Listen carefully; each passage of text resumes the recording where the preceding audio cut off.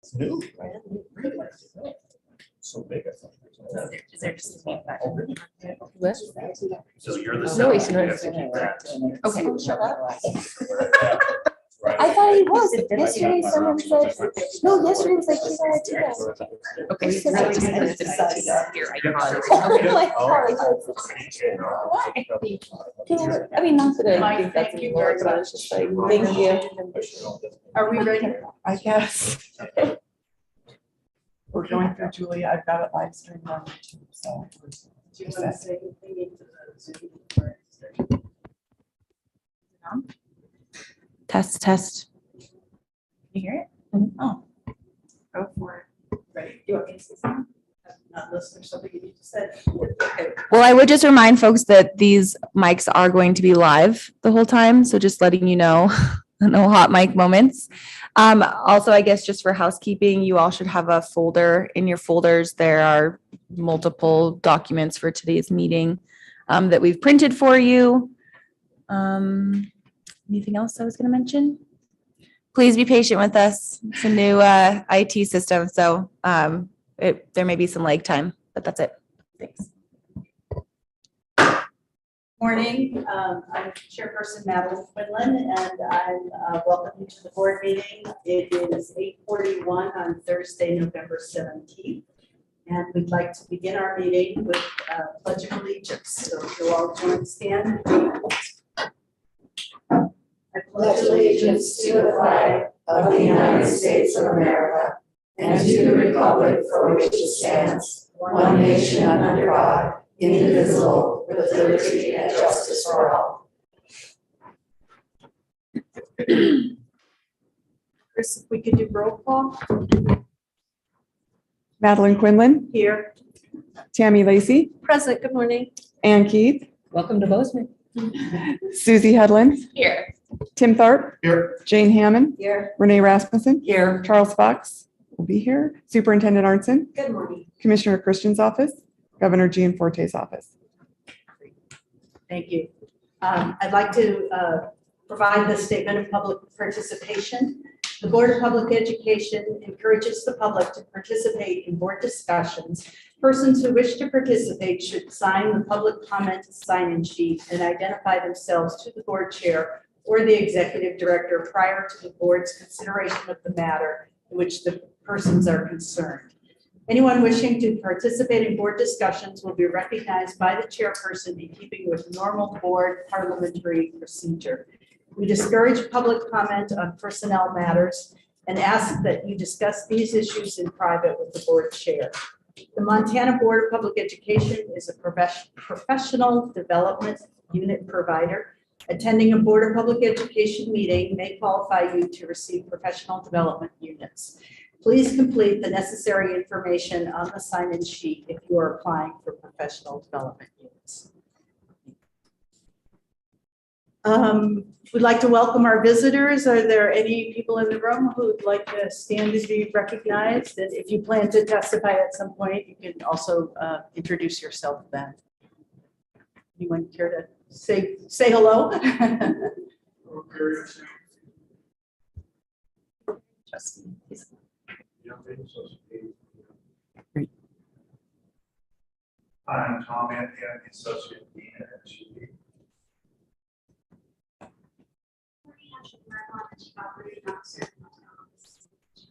Welcome. Cheryl Allen, working as the Deputy Superintendent at the Office of Public Instruction. Good morning. Seeing all of your cheerful faces for an adventure Sunday. Welcome. Is there anyone online who'd like to introduce themselves? Nope. Oh, just kidding. Sorry.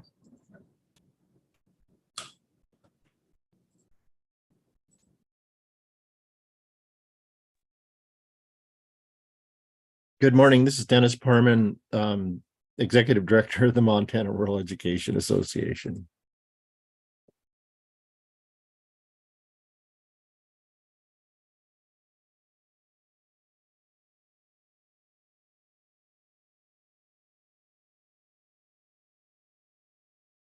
Dennis, would you like to introduce yourself?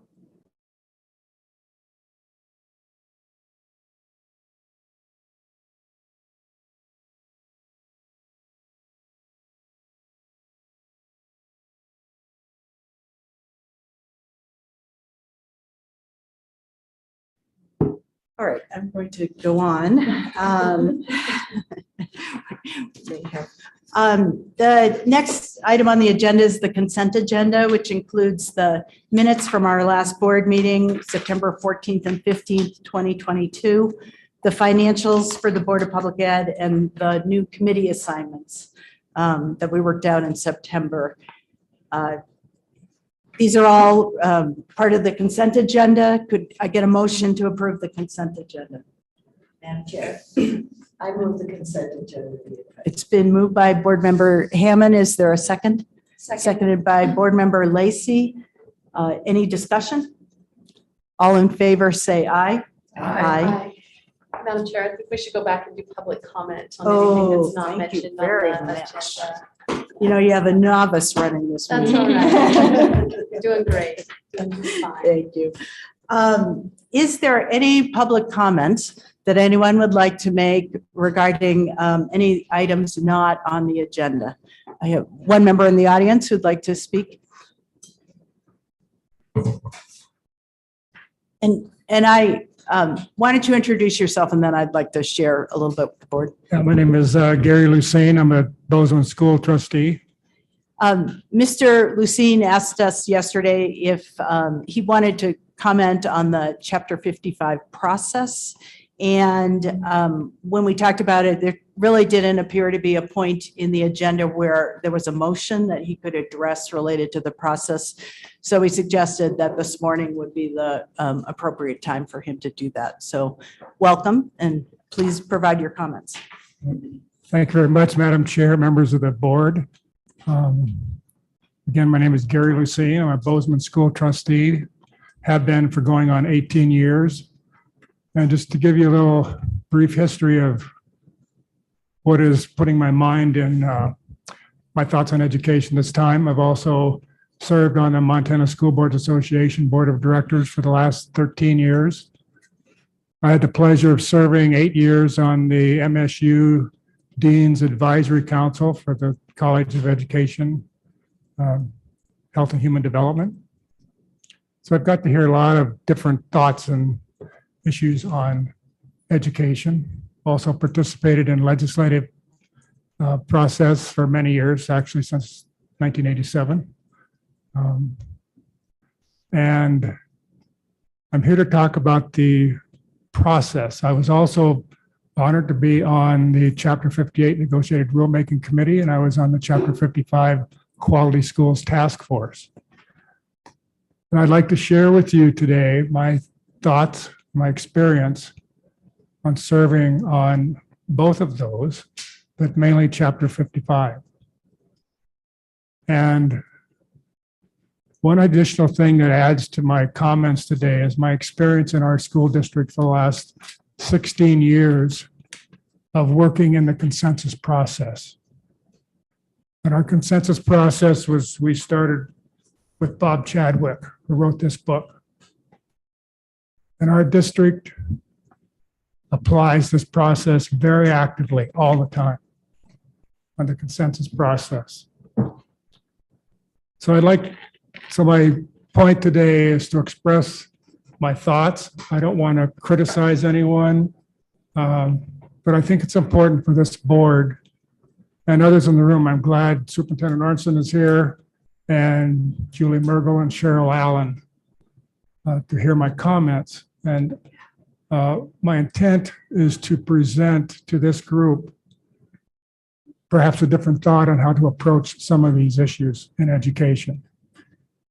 We have too many silos in education, in my view. They're going in different directions, trying to go the same direction, but they're not. So trying to pull that together, I think, is critical in addressing any future educational issues we're going to have in this state. I don't see them changing. I see more challenges coming in a lot of different ways. And I think the process under which any agency, any organization takes on to resolve these issues has to be done in a very collaborative and consensus-based way. And that's what I'd like to share today, and I'll do this in a time-efficient manner as I can. I want to read to you some things Just a couple paragraphs out of this book, just to give you some insight of where my thoughts are. This is written by Bob Chadwick. He's describing his world that he's lived in as he developed this process. There's a world where people listen with respect so they not only hear each other, but seek to understand and accept each other. Where people like yourself build environments of trust in the home, at work, and in the community. Where it is always safe to be yourself, to speak your truth. A world where you can say, we have a conflict and I want to resolve it with you. And it happens. Where others feel safe enough with you to speak their truth, and where all can feel acknowledged and accepted for who they are. There's a world where people purposefully learn from each other, even those with opposing views, and build a more comprehensive view from their interlocking realities. A place where knowledge is applied to create not just common ground, but new ground, where all can agree that their interests are taken care of and they behave the agreement, actually making it happen. It is a world where individuals come together, each with their own beliefs, values, and behaviors, and collaboratively make decisions that meet all their needs, leaving the discussion with their individuality still intact. A world where resolving your conflicts builds your self-esteem, creating a future where you can become the best you can be. Last paragraph. You will learn to create effective solutions out of controversy, conflict, and difference by bringing together those who are in disagreement and facilitating their progress toward a solution where all can win. You will be able to assist those who are competitive, adversarial, and polarized to become collaborative advocates for consensus solutions, fostering a willingness to agree to a community decision that values and protects the individual's beliefs, values, and integrity.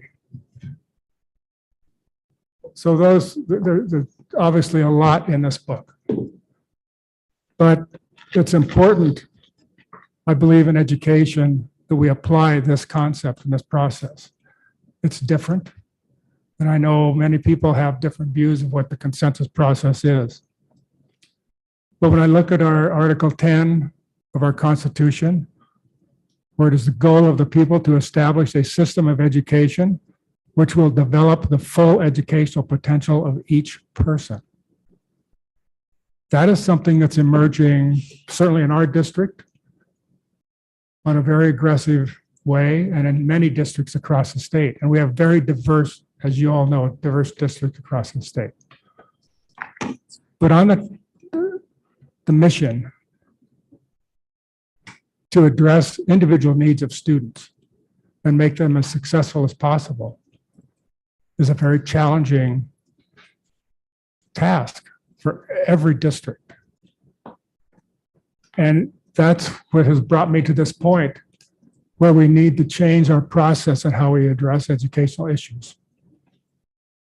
I'll give you the Board of Public Schools, our core purpose, which is read at the beginning of each one of our board meetings and which we've honored since we established our long-range strategic plan many years ago.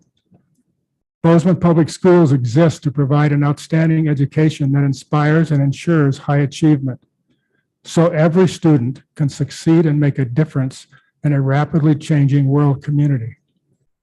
So that's our focus when we meet in every meeting. And we have a child sitting in the room at every meeting. So all of our decisions are based on what needs to be done for that child.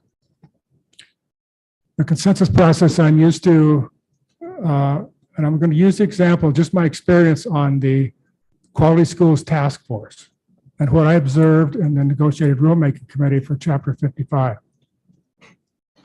is that while the consensus process was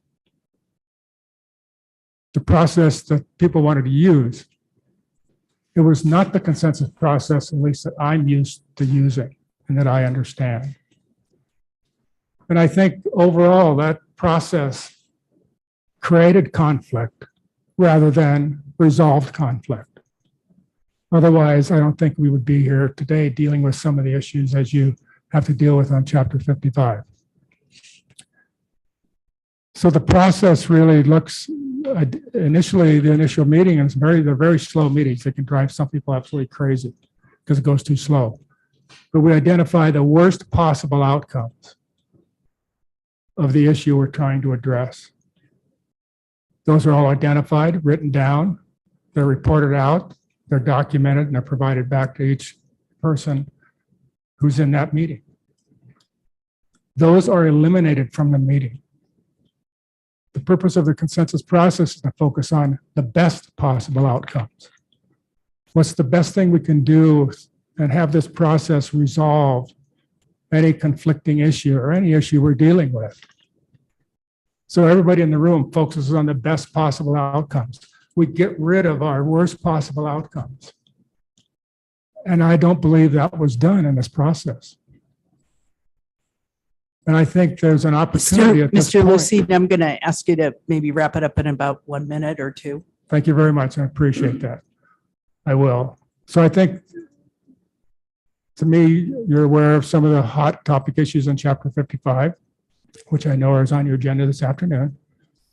But I think you have the opportunity at this point to put those issues back into a process that could be well facilitated and resolved in a very collaborative manner that would satisfy everybody's desires and what needs to be done, and remove the conflict level of this situation. And that's just an example. And that, so I encourage you to at least consider that option of having some of those topics revisited and done in a very collaborative and consensus-based, facilitated way.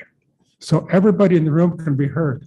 OPI needs to be heard, trustees need to be heard, teachers need to be heard, administrators need to be heard and listened to, and everybody agrees in a consensus process where everybody agrees to what the solution is for the best possible outcomes. So thank you very much for your time and your service, and I really appreciate the opportunity. Thank you, sir. And thank you for your service. Gary told me yesterday he's served on the Bozeman School Board for 18 years. So thank you. Thank you very much. Any other public comment? You'll let me know if there's any online. Seeing none, we'll move to agenda item 1, which is the chairperson's report. I'm sorry. It's okay. So, It's okay. it's all right. There's a lot of words on this page. The next item on the agenda is the adoption of the agenda. Madam Chair, I move to adopt the agenda as presented and printed. Thank So you. moved. Seconded. Thank you, Board Member Lacy, for making the motion, and seconded by Board Member Rasmussen. Any board discussion? All in favor, say aye. Aye. All right, now we'll move on to item number 1 on the agenda, the chairperson's report. I would like to take the opportunity again to thank you all for giving me the opportunity to serve as chair of the Board of Public Education. I'm honored and challenged in a good way to serve in this capacity. And I commit to working hard for all of you and for the stakeholders of Montana's education community, students, families, educators, and our wider communities. Since our September board meeting, I've worked closely with the executive director to follow up on the remaining issues related to Chapter 58 administrative rules. And we have a set of recommendations from the board licensure committee, and they're in your packet. And we'll be discussing those as part of item 15. At the Governor's Awards for Excellence in Performance ceremony in October, I joined the others in celebrating the fine work and dedication of our Executive Director, McCall Flynn, and of 5 paraprofessionals at the Montana School for the Deaf and Blind. And these were Tiffany Wood, Mary Thompson, Sandra Ortiz, Christy Hagerson, Genson, and Sue Stewart. I was pleased, along with Vice Chair Susie Headland and Executive Director McCall Flynn, to be able to meet with the governor, Governor Gianforte, and his Executive Education Policy Advisor, Dylan Plattmeyer. And we had a opportunity to discuss education priorities and areas where our offices can work together. I participated in the meetings of the licensure, accreditation, and assessment committees. The licensure and accreditation meetings focused on the proposed changes to Chapter 55 and to Chapter 58. And then with the assessment committee, we were joined by Superintendent Arnson and Julie Merkel and Chris Noel to get an update on the office's new MAST project related to assessment. And we'll be hearing more about that with item 9. I would note that we have updated the BPE committee assignments, and those were just adopted with our consensus agenda. So thank you for all of you for accepting your new roles, especially to Board Member Tharp, who is now chairing our accreditation committee. I attended the October 31st public meeting on the proposed changes to Chapter 55, Standards of Accreditation. And I want to take this opportunity to thank the hundreds of Montana educators, students, and community members who participated in the public comment process, as well as those who sent letters and postcards to board members and to our office. The response has been overwhelming and confirming of how deeply Montanans care about the academic and support services provided to K-12 students. And then finally, working closely with, working closely with board member Tammy Lacey, who is the board's liaison to MSDB. I prepared the annual evaluation of our MSDB superintendent, Paul Firthmeyer. Board members have received copies of that evaluation, and we will be completing Mr. Firthmeyer's evaluation on Friday morning as part of agenda item 23.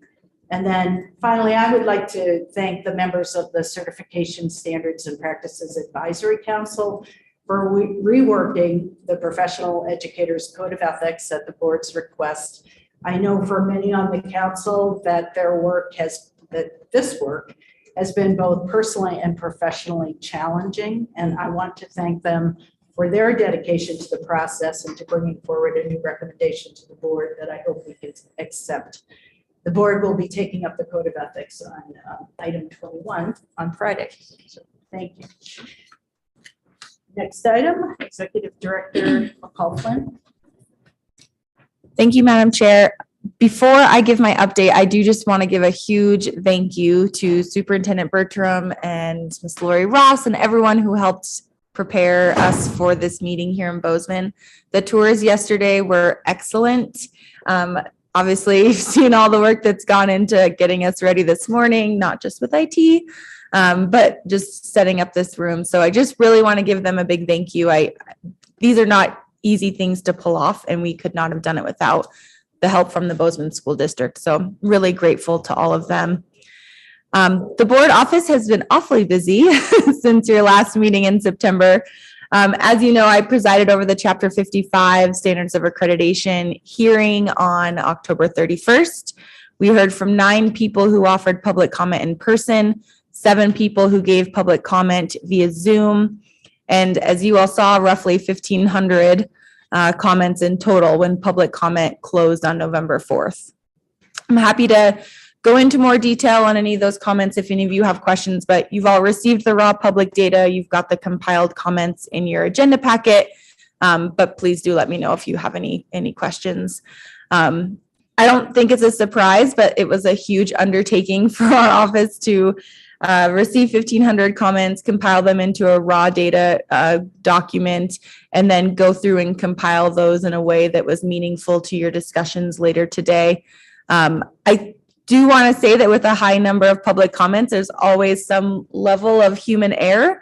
So if you do see any of those changes that need to be made before we do put that in the notice, please let us know as we go through them today.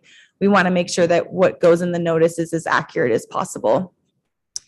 We've also actively convened our board committees. I think this is something that when I first came in, you were all on committees, and I don't know if any of you really met that often. So your committees have been very active, and I think that you've all worked really hard over the last couple months to work on different board priorities during the interim. And I'm really grateful for all of you for doing that, because I think it helps provide us as board staff kind of a guidance in how we need to be doing our work as well.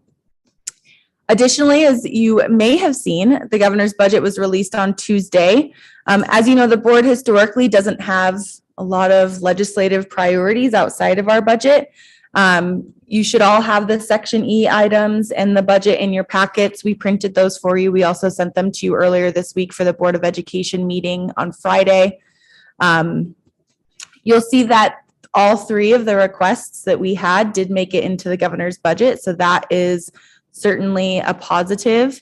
I also wanted to let folks know, I do think our members all know this, but the Board Education Interim Committee did meet and agree that agree to a position on the licensure fees that the superintendent had requested be diverted from the Board of Public Education to the Office of Public Instruction.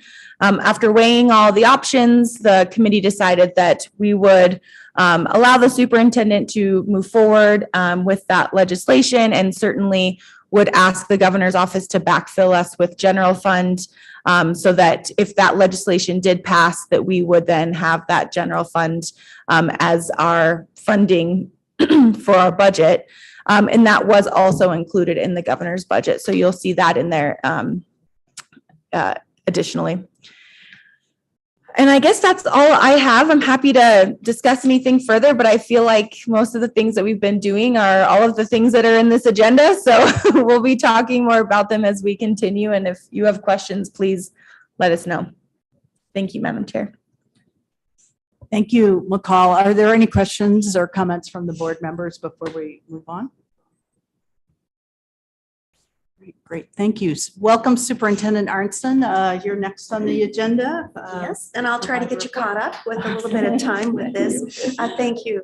Very much appreciate the partnership. I talk about that a lot. And I think the big word of takeaway is being thankful. As we go into Thanksgiving and into the holiday season of Christmas and Hanukkah, we need to be very thankful. And talking about our partnership, I've given you a book. It's about Arrow Creek, the Battle of Arrow Creek.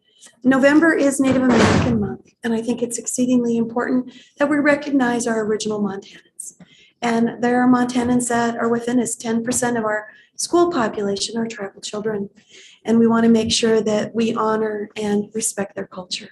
So I was at the presentation when this was given. We have secured with general fund money to be able to offer a book to every school in Montana. And want to thank Stockman Bank for the investment in the author in having this move forward. So just wanted to give you this. It is an elementary book, but it does show about the spirit of who our original Montanans are and the fortitude. So with that, it is about the fortitude of us together. I want to thank McCall for sharing about the legislative action. Very thankful for the governor for recognizing that teacher dollars should work for teachers in the licensing arena, and very pleased that that was recognized. There are some other legislative things that are going to occur, and I'll bring this up. It is not necessarily one of my 4 priorities. The number one being making sure that by February 28th, that we have almost $2 billion secured by the legislature to be able to fund our public schools for the next biennium. That's happened for the last 6 years. We're going to make sure that we cross that finish line and have those dollars secured for our public schools. But one of the things that has come up is changing the school board elections. And that is a very large topic. And it's not a political discussion, but there are a lot of nuances that we really need to make sure occur with that. It's not just about that election, whether it moves to the primary, whether it moves to the general, or what moves with it. And then, of course, we need to talk to our clerk and recorders. Right now, across our state, there is not an equivalent view on what a school election looks like. Some are done within the school, some are done within the county. If we're going to have election integrity and election access for our Montanans, we want to make sure that it is uniformly done within that. Been talking to a lot of legislators about other issues as well. On the 2nd of January, they'll get lovingly sworn out or sworn in at 1 o'clock in their respective chambers. We are having at noon, we are opening the session with a Montana family celebration where we're, of course, opening with a prayer and a pledge, but having multiple parents speak, proclamation from the governor, either the governor or the lieutenant governor also speaking. And in that aspect, his budget was called the Montana Family's Budget. That was recently released. At 2 o'clock then, we are having stories of COVID relief dollar investment coming from multiple different superintendents, county superintendents, parents, non-public as well. What did the $0.6 billion infusion happen? What were the stories, positive and negatives, in the supply chain, in the advancement of public education and private education? That'll be held in room 303, which is the old Supreme Court chambers. So January 2nd is going to be a busy day, but going to be an exceptional day. We are also looking on Friday, having and honoring Catherine Matthews, who's coming from Bozeman Public Schools here to be introduced. And when we have our governor's discussion, the Governor's State Board of Education, that'll be exciting. And then prior to the Brawl of the Wild, we'll be having her on the 50-yard line. And that will be a wonderful thing to celebrate. Want to say thank you, Charles. You just led how many people came to a 400, I believe, students? 500. 500, yikes. And I applaud your leadership with that. I think that is, that's a wonderful thing. And I know in possibly your report, you'll add a little bit more to that. So Board Member Hedlund, yesterday we had Montana Ready and an individual from Alabama that came to view Mr. Wilson's, no, Mr.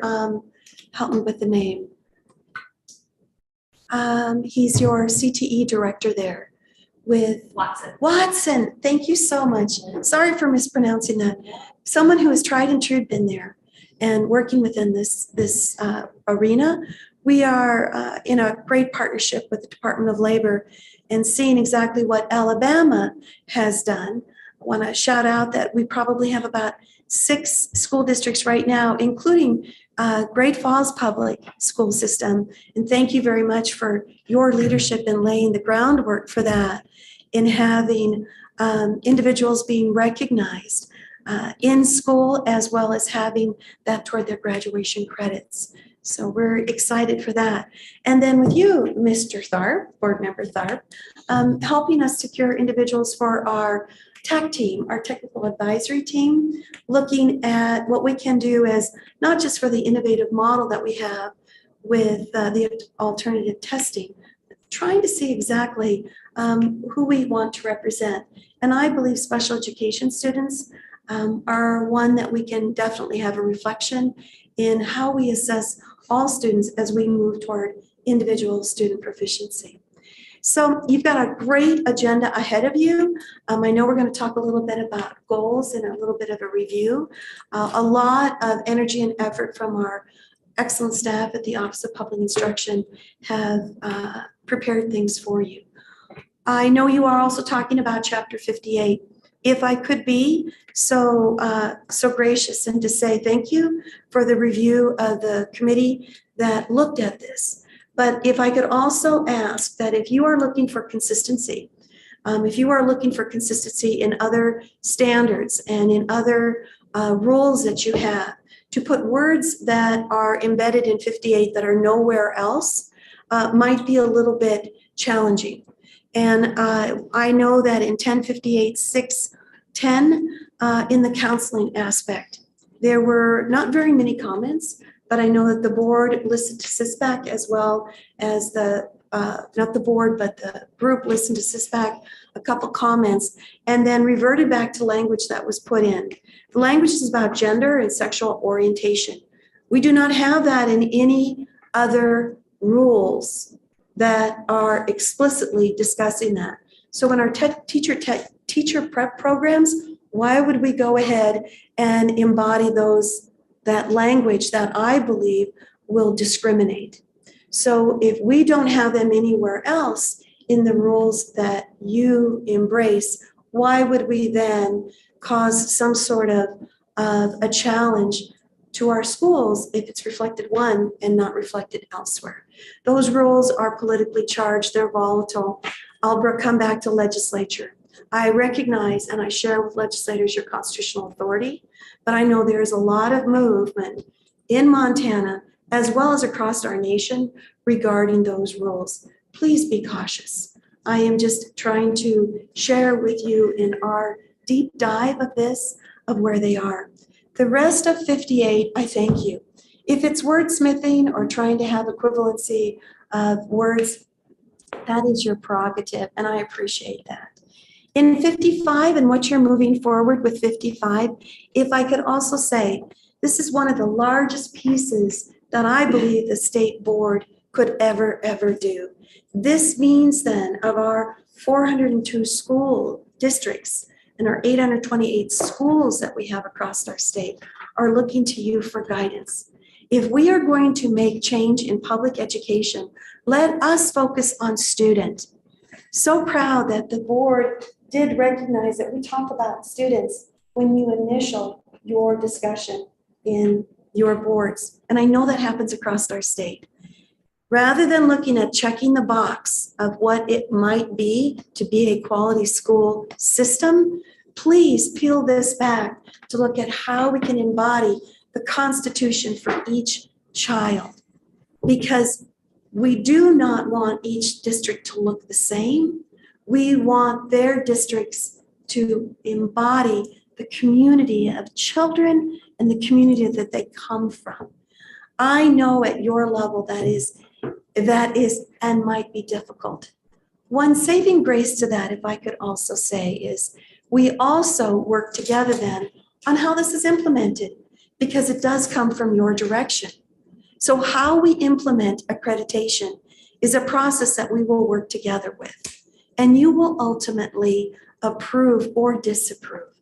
So we have a lot more to work on rather than just the words that are in 55. So ask yourself as you go through these, how will they be implemented to recognize individual success in each of our unique schools and districts across our state? With that, I've got a Board of Regents meeting that is convened at the same time, and I'm going to go and report. I know we have some individuals from MSUE that are here, as well as from the University of Montana, in how we are accrediting our teacher prep programs. We have a lot of work to do, and a lot of work has been done, and I want to thank them both, because this is it's not tedious. It's the right thing to do to accredit these schools, and we accredit them every 7 years. So you have that on your docket. With that, I wish you well. I am thankful for our partnership. And as we go into the next agenda item that is after some reporting and things on goal setting, let's put our students first. Let's really find out what it is that we could do. And as your executive director shared, you've been working hard. And I understand that, and I know you're working hard in your committees because of what the Office of Public Instruction has given you. And just to foreshadow the future, we would like to come possibly the fall of this year and ask to open reading standards and really understand what does it mean to get back to the basics as we progressed. And thank you for letting us open up the math standards. The reading and the math are the cornerstone of education, and Montanans recognize that. So there's a lot more work to do as you open up this agenda and those future agendas. I'm thankful for our partnership. I'm thankful for your voice, your unique voices, as we begin this work together. Thank you, Madam Chair. Thank you, Superintendent Arnson. Can you stay for a moment to see if there are any questions or comments from board members? All right. Well, thank you for joining us this morning, and And we'll. I'll be here through the goal-setting discussion, and then I do have to scoot. Thank you, and we are very well represented here by Dr. Merkel and Debbie Allen. Thank you. Charles, before we go to your report, we're going to just take a couple of minutes to test and see how well our electronics are working for us. Our communication systems are working. Hi, Charles.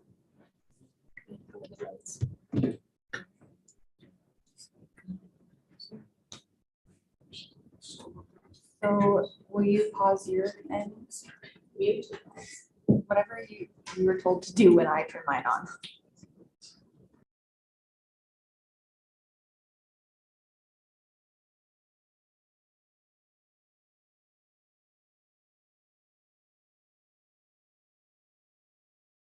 Hey, Jewel, I'm gonna ask you to talk really quick.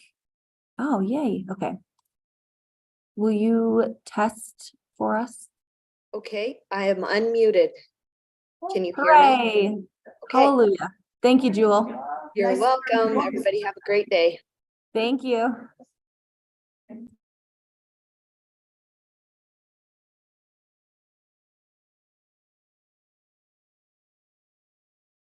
Board. Yay. We did it. Good morning, Charles. Thank you for joining us. Welcome, and please share your report with us. Good morning, everyone. It's good to be back. I apologize for not being here yesterday. I got back from the AA Choir Festival in Missoula at 11 on Tuesday night, and I was like, I don't think I'm going to drive down to Bozeman tomorrow.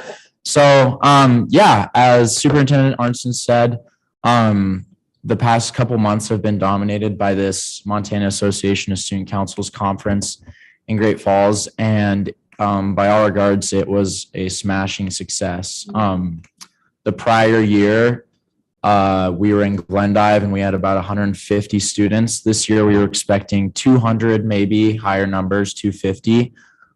We had 480 students with 60 advisors from around the state, representing 67 schools. So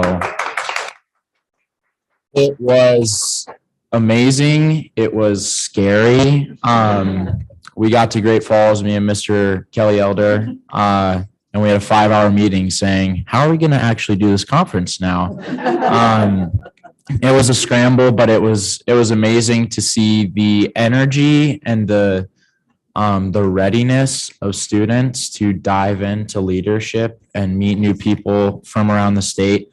And it's just what MASC needed. We were hit hard by COVID and we needed a amazing conference, not just for the students to get students involved, but for advisors, because we have a lot of young new advisors who this is a new process for. So we took them out to dinner and it was, by all regards, they want to come back. We have lots of interest growing. So now it's really time to capitalize on this growth, and we're going to continue to stay involved throughout the year. We're planning our district meetings. There's 6 districts throughout the state. So each district will have their meeting and get some new student leadership elected. Hopefully we'll figure out some really strong district advisors. But yeah, it was awesome. For me, coming into that conference as the student rep to the Public Board of Ed, I wanted to see, since I'm graduating, I wanted to try and generate some interest. And something that I found when I got there, I'm asking around if people would be interested in this position, and people are like, what's the Board of Public Education? Like, why do I care? And so I was like, well, this is not good. We need to be educating these kids on the opportunity that they have. So on Tuesday of the conference, I got up in front of everybody, a little scary, but and I talked about the Board of Public Ed and what it was and what they do for our public education system and the duties and responsibilities. And I also talked about my job and how we're one of 16 states that has a student representative, and we're very lucky to do so. And I kind of teased a little bit like we're going to need someone new next year. And it just the interest that I received, people coming up and talking to me who said, I didn't even know this existed, but I'm interested and I want to apply. So I'm talking to people around the state who want to apply. And I think it's going to be really good when we come up in the spring and we're going to have to interview 20 people because there's so many people who want to do it. I would like to thank all the Great Falls Student Council, Abby Burtz and Mr. Anderson for putting on a good conference. Mr. Elder helped me create a form that I shared at the convention, the conference, and that form is just for me to get input, and I got almost 150 responses on that. And it was ranging from what students want to see and what students are feeling. A lot of students are really excited about getting back into the swing of things. People want to be involved in student council. And I had a lot of responses about interest in the Board of Public Education student rep position. So I'm excited to use that forum as a tool to hopefully bring you guys some more student perspective from around the state. But in general, students are amped up, ready to roll. And I think we're going to see a huge jump in the number of applications for this position and a number of elections for MASC and just student involvement in general. So. Any questions or comments for Charles? Madam Chair, Board Member Lacy? if you don't and you're on Facebook, I would suggest that you follow the Montana Association of Student Councils. It was really fun during the conference to have that pop up into my feed and to really kind of watch and what does 500 students look like at the Heritage Inn in Great Falls. There's some great photos of that, and also that you were utilized a new venue at the Newberry, so that was must have been kind of fun as well. It was kind of fun. Once we were expecting 200 for a couple weeks because that's all we had, and about in the 2 weeks prior to the conference, of course, it's when everybody's like, oh crap, I should turn my stuff in. And that's when we had 200 new people. So Great Falls jumped around, got some new venues, and it worked out really well. And there's some great photos of Charles just looking very official up on the stage and just doing great things. And you can really feel the energy even looking at the pictures. So take a moment and thank you, Charles, for leading that effort. And Great Falls was really proud to host you. Of course. Thank you.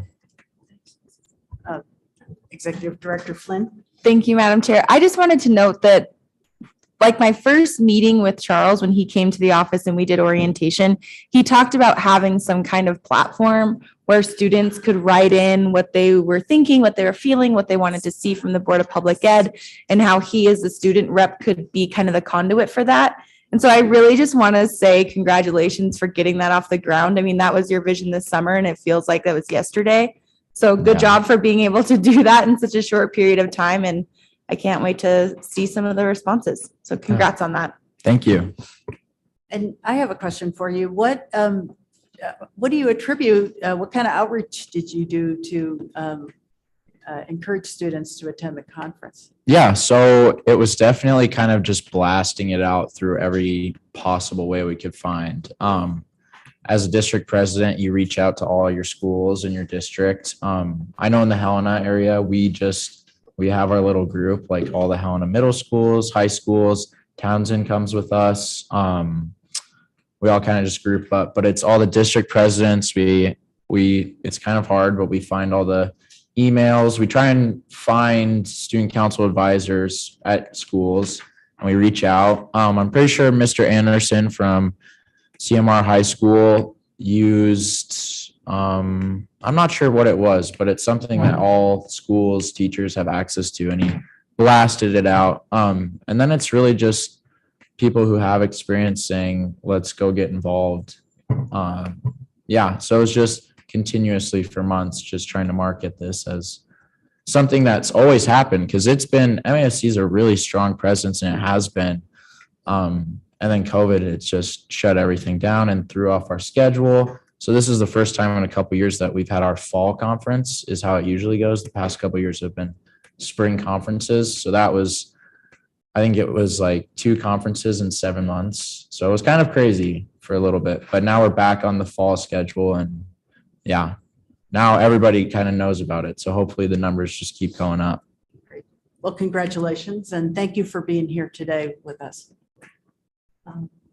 Any other items? So we'll move on to the item 5, the update on the shared policy goals, and I'm going to ask McCall to give us an update. Can I? Thank you, Madam Chair. So I'm just going to give a little bit of background actually on the shared goals discussion and why it's even on our agenda. If you remember back in July at our board meeting when we talked about strategic planning, we had mentioned that Superintendent Arnson had brought to us some shared goals that she wanted to present to the board and have discussions on around just sharing policy goals that we could both agree to.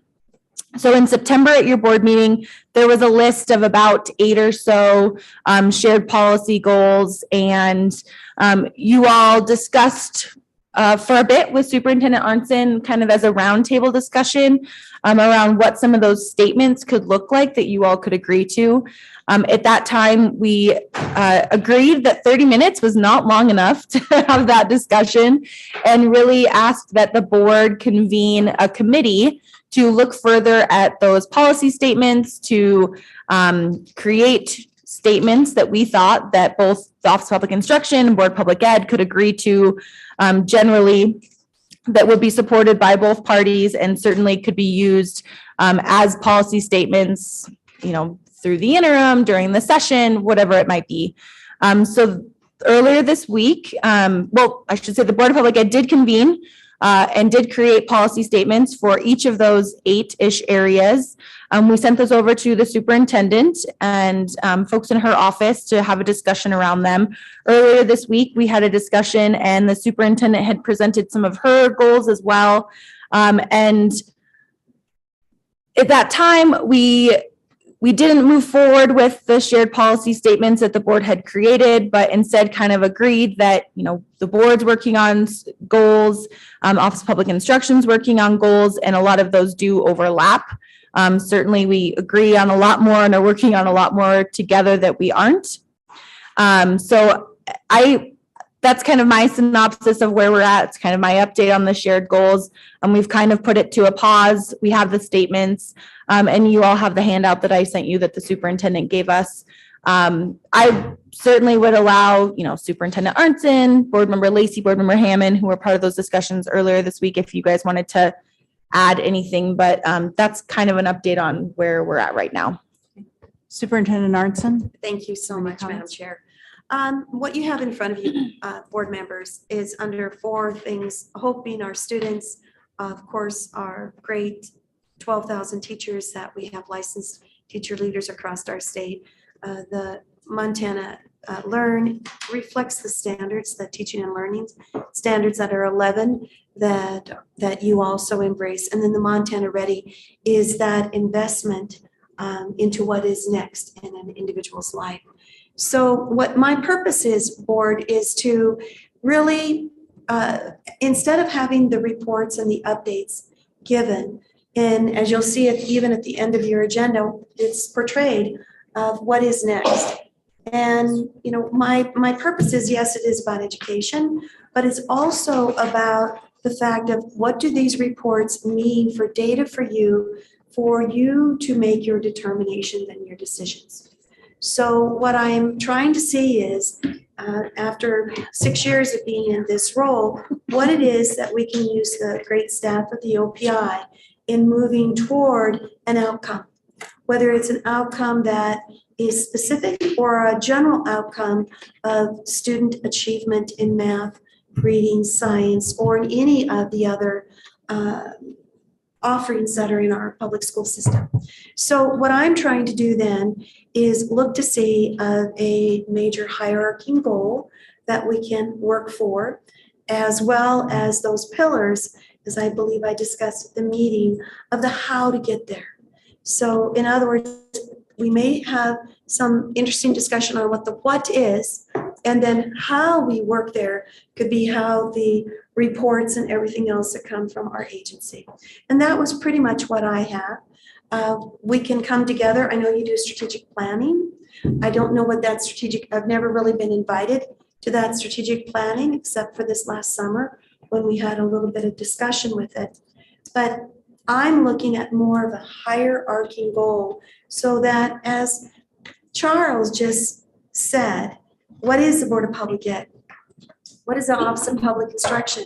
How are we working toward things in state of Montana so that all of our citizens, not just our taxpayers, but our citizens recognize that there is a ultimate goal? And that was it, Madam Chair. Thank you. Thank you. Chair or Board Member Lacy or Board Member Hammond, do you have any comments you want to add? Also, you're not on Monday, but it helped us put together our goals. Sure. I think that's great. I think we can look at these and the subcommittee can look at them, or we can just continue to support moving forward. Kurt, I think there's an opportunity as we look at the legislative session and what's going to come after the legislative session in terms of the review of the funding formula and the goals that are going to come out from the legislature, that we should meet again after the session and see what we can do to put these pieces together so that the consensus building that we were just talking about a few minutes ago. I Thank think you. it's a great opportunity. Madam Chair, if I could also add, in 25 is the decennial study, and it is about the funding formula. And I believe our role as leaders is not just to work within what we're doing currently, but we must look at the future. And it will be its only second time that that study has even been reviewed. And it will be right during a legislative session and quite frankly afterwards. So I think the pre-work that we do is going to be very beneficial to guide that committee moving forward. Madam Chair, I do want to say additional, if I may. Go ahead. Regarding the reports, and I think there's been every meeting, I believe, you bring up the reports and wanting to take a look at those. I know when I was chair, and I don't know what Chair Quinlan has indicated as well, but I think at any time you were offered the opportunity to decline giving any kind of a report if your team didn't have time or didn't find it relevant or there wasn't new information to present. And so that's always been on the table. The other thing, though, I do want to say about the reports is the Board of Public Education has very broad responsibilities over the entire education system. And the only way that we can really understand the parts, all of the parts, the moving parts, the many moving parts of the entire education system is to have information presented to us. So, like the transportation report, I will admit it's not the most engaging report that we receive every year, but it's an important part of the piece that we oversee, transportation. And so if we don't have that report every year, it doesn't give the context for any decisions that the board would have to make around transportation. So I would caution that we look at the reports in a little bit more of a global view as far as the duties and responsibilities of the board ultimately, and that's how we gain information.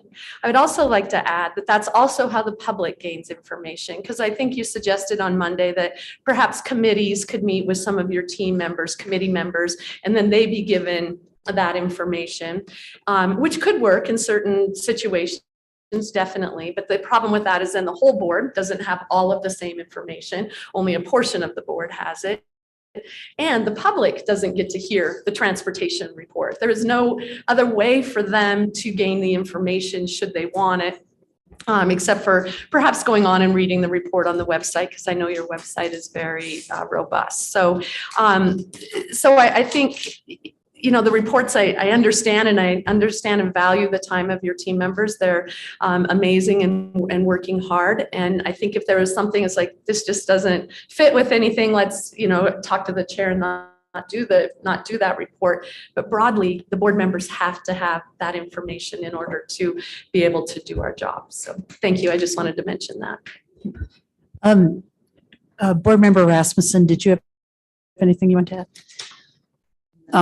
I would like to offer my apologies for not being able to be there earlier this week. But this is the first chance, Superintendent Arnson, I've gotten to see this.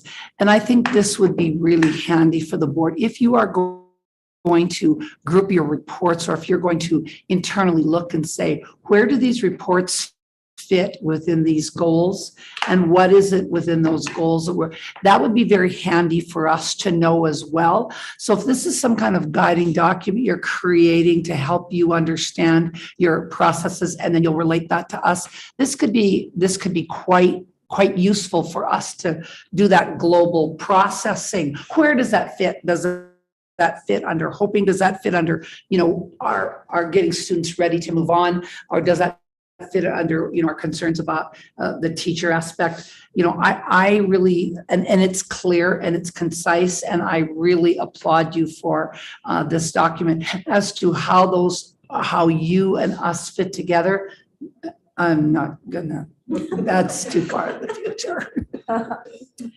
And Madam Chair, also add, I think alongside, and I agree, I think these are excellent, is our strategic plan, and finding a way for our strategic plan to match with these as well, I think makes some sense. Board Member, I'm sorry. Board Member Key. Yeah, thank you. I'm just trying to clarify because I know I missed a meeting, but are these agreed upon goals? These are just your goals? Sorry, I'm just. Thank you, Madam Chair and Board Member Keith. You'll see the date on this. Basically, this was the agenda that we had when we convened jointly on Tuesday. Right. Nothing was voted on. These are my thinking, and I totally applaud the blending of them together. It doesn't have to be that we do it all encompassing, but right now I know a lot of energy and effort is going for how the assessment aspect is. But that assessment is tied to learning. So you just can't in itself do a goal that's based on assessment. It is on learning. But aren't those all over top on student achievement? I'm going to then even go larger, isn't student engagement? Because I'm just getting dropout rates and they're large. And I don't want them to be large, nor do you. So how is there a way then that if we do an overarching, then we can work toward that? Our data team can be expended in using this. And again, the Office of Public Instruction's team is not your employee. But what I am offering is that great ability for us to use the 234 employees to benefit your goal, overarching or however, and they may change. But if we're going to be outcome-based and ask our schools to do that on performance data, however that means, then don't you think that we should have that at our state level, that we have a goal of 2030, that we have a goal of achieving such percentage in the next 5 years, and we put energy and effort together toward that. That's what I'm seeking. But what you have in front of you are something that I offered up. Okay, thank you. You bet. I would like to give input at some point because I have some real concerns with some of the things on this list as a career math teacher in the middle school. So at some point, if we can give input. And I can definitely clarify. Thanks. Board Member Hedlund. Thank you.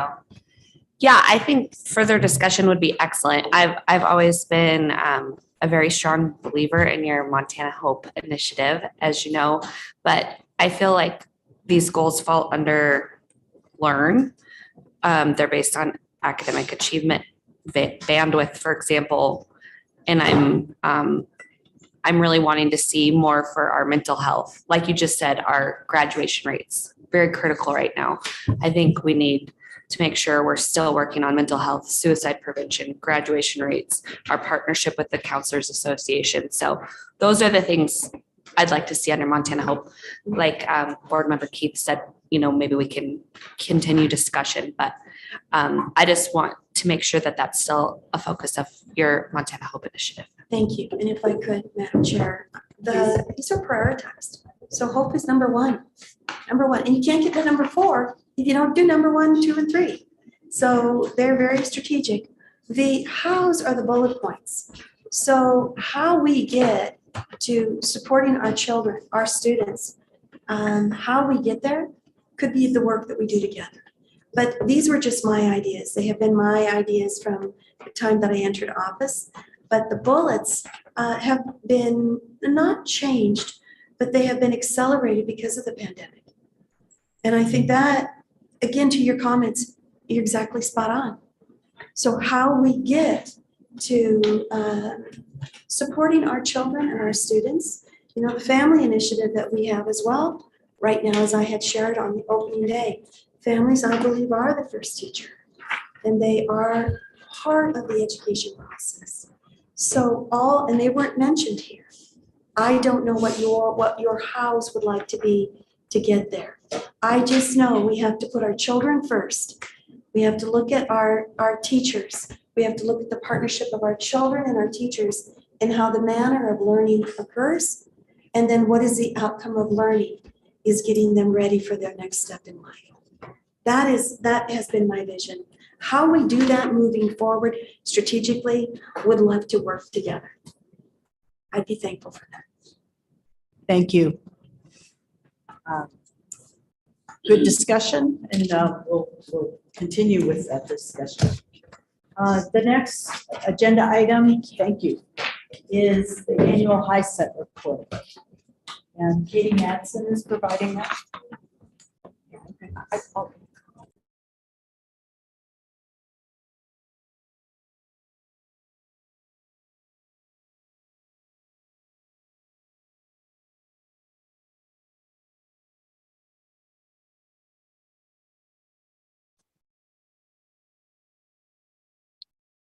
Good morning, Madam Chair, members of the board. Can you hear me? Please proceed. Okay, great. Thanks. Again, good morning. My name is Katie Madsen. I am the Adult Education State Director and the HiSET State Administrator at the Office of Public Instruction. And thank you for the opportunity to be here today to provide you with a brief update on the HiSET exam, or the high school equivalency exam for Montana. You all received the written summary prior to the meeting, but I'd like to take a few moments today to provide a high-level summary for you. I'd like to focus on some HiSET details and some Montana statistics. So in 2021, so that's the year that I'm reporting on today. So in 2021, HiSET was published by the Educational Testing Service, or ETS, and it had been the sole high school equivalency exam in Montana for 8 years. However, in October of 2022, so just about 6 weeks ago, the HiSET transitioned to a new vendor. It was purchased by a new vendor, PSI. So all future updates will reference the new vendor rather than ETS. But ETS was the vendor at the time for the data I'm reporting on today. So pleased to share that the completers and passing rates have remained rather consistent in Montana since our transition in 2014. Due to the COVID pandemic, the number of examinees tested and exams completed decreased in 2020 when many of our public testing centers closed. However, the number of examinees increased in 2021, which shows that the state is rebounding. And passing rates consistently remain high in Montana at 83%, which is a great number to see. We have multiple public testing centers available in the state. We have 15 that offer exclusively paper-based testing. We have 12 that are exclusively computer-based testing, and then we have 10 that offer both the paper-based version and the computer-based version. Due to the COVID-19 pandemic, in June 2020, HiSET, there was an option for a HiSET at home online virtual testing platform. And so in 2021, so last calendar year, 85 individuals in Montana used the HiSET at home or virtual option and passed. 15 individuals used the virtual option and took all the subtests but did not pass. Our data shows that most examinees are still testing at a public in-person testing center. I would like to take this opportunity to recognize the chief examiners at the HiSET testing centers in Montana and all of our adult education staff throughout the state for the work they do on HiSET preparation and testing for the citizens of Montana. I'd like to share a little data in regard to HiSET and the WIOA adult education programs. 1,047 individuals attempted at least one subtest in calendar year 2021. 592 individuals passed the complete battery to earn their high school equivalency credential in calendar year 2021. It is important to note that the data shared is not all encompassing because individuals may receive adult education services as well as attempt HiSET subtests over the span of multiple calendar years. So some of the data may be captured in other calendar years and reported then. But about 50% of HiSET testers in Montana participate in the WIOA adult education programs. So 50% is great, and we would definitely like to see that number increase.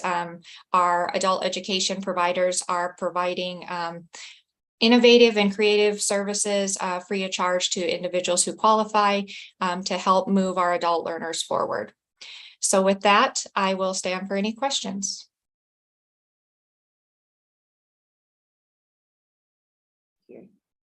So Katie, just to let you know, the mics in the room are kind of odd. So if folks ask questions, I may have to repeat it to you, okay?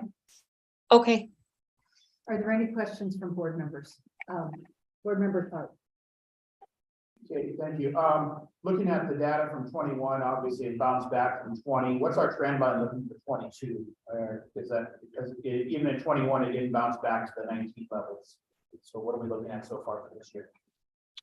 I'd say right now, of course, no official data, but we're on track to keep that, the data fairly consistent. The last few years, we've been, in the low 80% for passage rate. So I would expect that trend to continue.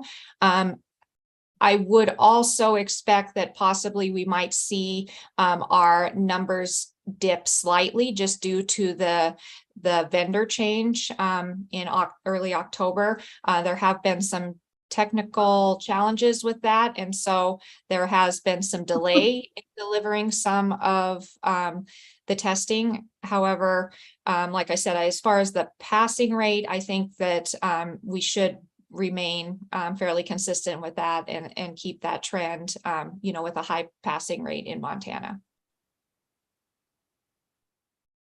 Are there questions from board members?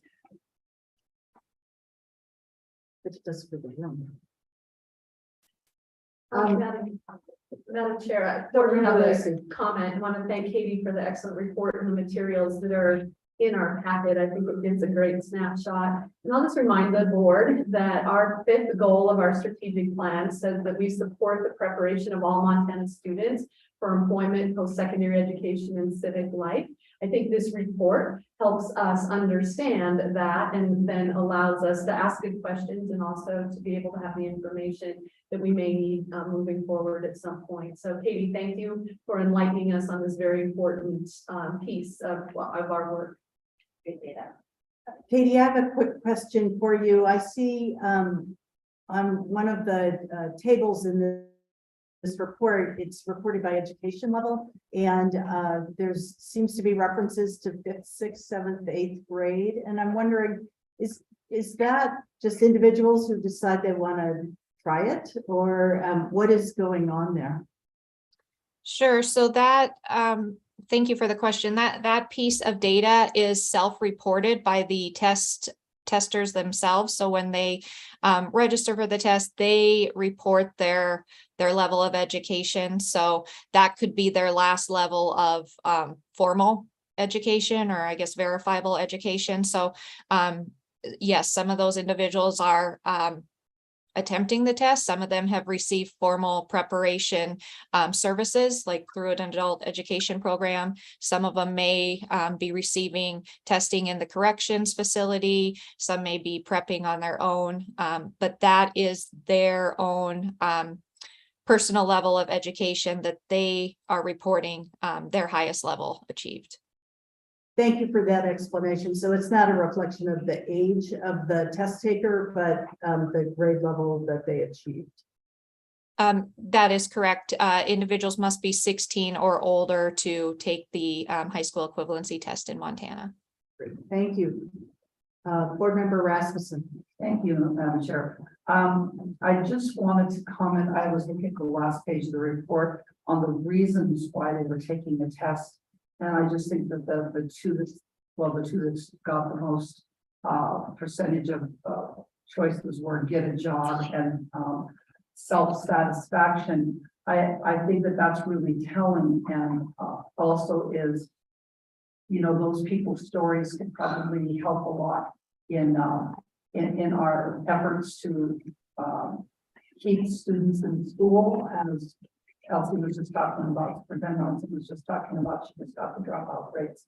These people would be great ambassadors for avoiding them. Thank you.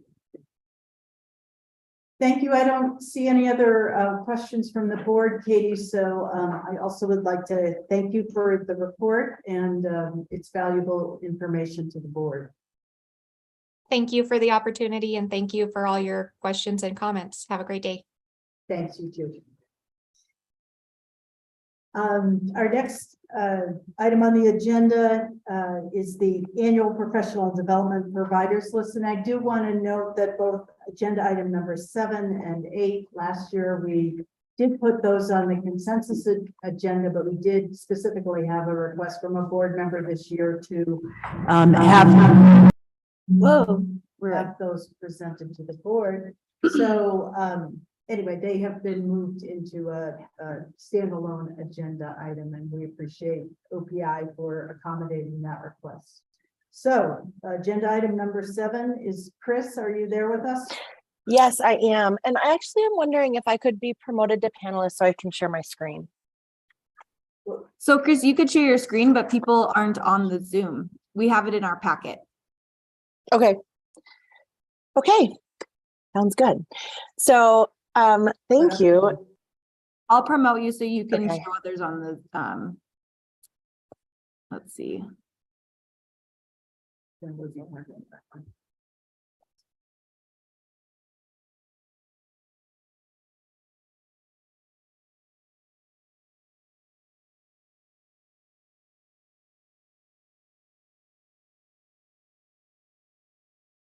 You are muted, Chris. Thank you so much for promoting me to panelist so that I can share my screen for those that are watching at home. Are you ready for me? I know it feels strange because I can't see you. Thank you so much for the time today. I appreciate the opportunity, Madam Chair and the board, to share some things about our professional development unit provider system annual report. In the past, we've called this system RUPS, and we use the term renewal units. And I just want to honor that there is a change in language happening here as we've changed our official statute around that naming system to be professional development units, not renewals. And so I just want to name that up front, that within the report, you may see some mix across those languages as we spent a portion of the year under one set of rule and another portion under another. And so we have updated the majority of the language, but that is why you see a difference in the name here. I'm really excited to be sharing information today about our professional development unit providers. In our state, we know that we have an enormous workforce of incredible teachers who are doing amazing work in the classroom every day to provide the students of Montana with the best possible instruction that they can. Behind that force of teachers, there is also an enormous group of professional development providers who are supporting our teachers to improve their instruction and kind of keep up to date as we have changes and other whether they're rule changes or just changes in curriculum or other changes like that in our systems. And so this year we had 373 providers who provided over 5,000 activities to our teachers and offered over 50,000 units, and each unit represents 1 hour of time spent engaging in professional development. Our school districts provide an enormous percentage of that, as each school district acts essentially as a provider for their teachers. However, statewide, the largest single provider of renewal units remains the Montana Office of Public Instruction through the Teacher Learning Hub, which I'll be talking a little bit about in a few minutes.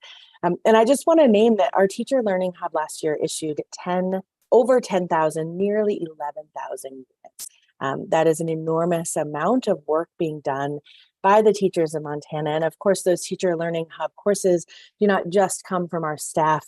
We're able to offer through the Learning Hub courses that are facilitated and monitored and developed and created by a wide range of providers across the state. In your agenda packet, whether you're looking at it online or you have it in front of you, we do have the full report, and I encourage you to look that report over. However, at this time, I will stand for any questions that you might have about the report in general or specifically about the data.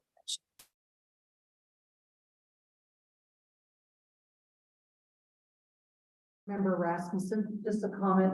I just want to say I really enjoyed this report. I enjoyed looking at it and seeing where and what areas all the professional development came from, and gave me a better idea of what is utilized and maybe needed. And I just want to thank you for it. Thank you so much, Board Member Rasmussen. I also really enjoyed reading the report. I will admit this report is compiled by my staff. And so it is really exciting, I think, some of the data that's in there and to really see that distribution of where all of the work is getting done. Other questions or comments from the board? Board Member Lacey?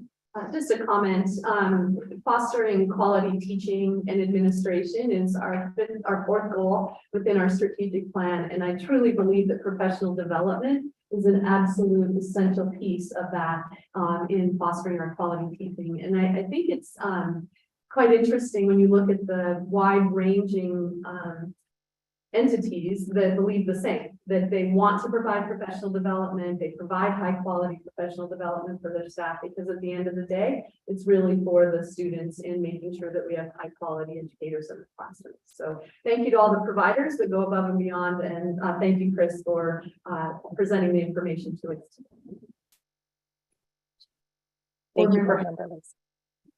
Thank you. I really enjoyed the report as well. And I want to say thank you to our colleague, Dr. Tharp, I love seeing you on here, for example, for your work in suicide prevention. And thank you for your service. And it's just really neat to see all the great work that our colleagues are doing. Thank you. Other board members? Great. Thank you, Chris. Would you like to move on to the next agenda item on the Teacher Learning Hub? Yes, thank you so much, Chair Quinlan. And I'm excited again to share some information about the Teacher Learning Hub. The full report again is in your packet, and there's a lot of information in there. And again, my staff prepares this report, and I have the pleasure of reading it when it is complete. And this year, I think there are a few things that really stand out to me in the Teacher Learning Hub report. One thing that I think is really important to note is that we continue to see an increase in active and registered users. That is, I will be very honest, that is an area that we are doing some work on right now. You may be aware that the Montana Office of Public Instruction is doing some data modernization. One of the first areas that we modernized was our licensure system. And at this time, we have just undergone actually earlier this week and last week, the process of pushing live a connection between the Learning Hub and the Teach Montana licensure system, such that going forward, every time a teacher in Montana who has their SEID number stored in the Learning Hub completes a course there, those course credits will, the professional development units will transfer automatically into the Teach Montana system. This will allow us not only to provide teachers that wonderful service of not needing to print and track papers. I remember about 8 years ago, a teacher told me about how every time they get 60 new units, they put them in a manila folder. They write on the outside that this is 60 units and they hide it somewhere. The person who told me had one packet under her bed, one in her desk drawer at work, one in her desk drawer at home. And I'm so excited to know that going forward, not only will that teacher not need to do that, but we also will have a full record of all of the 60 units that they had if those units are coming out of the Learning Hub. As we've turned that on, we've had the opportunity to really evaluate our list of registered users. And we are working through identifying duplicate accounts or accounts where potentially a teacher has one account on their personal email address and one on their school email address.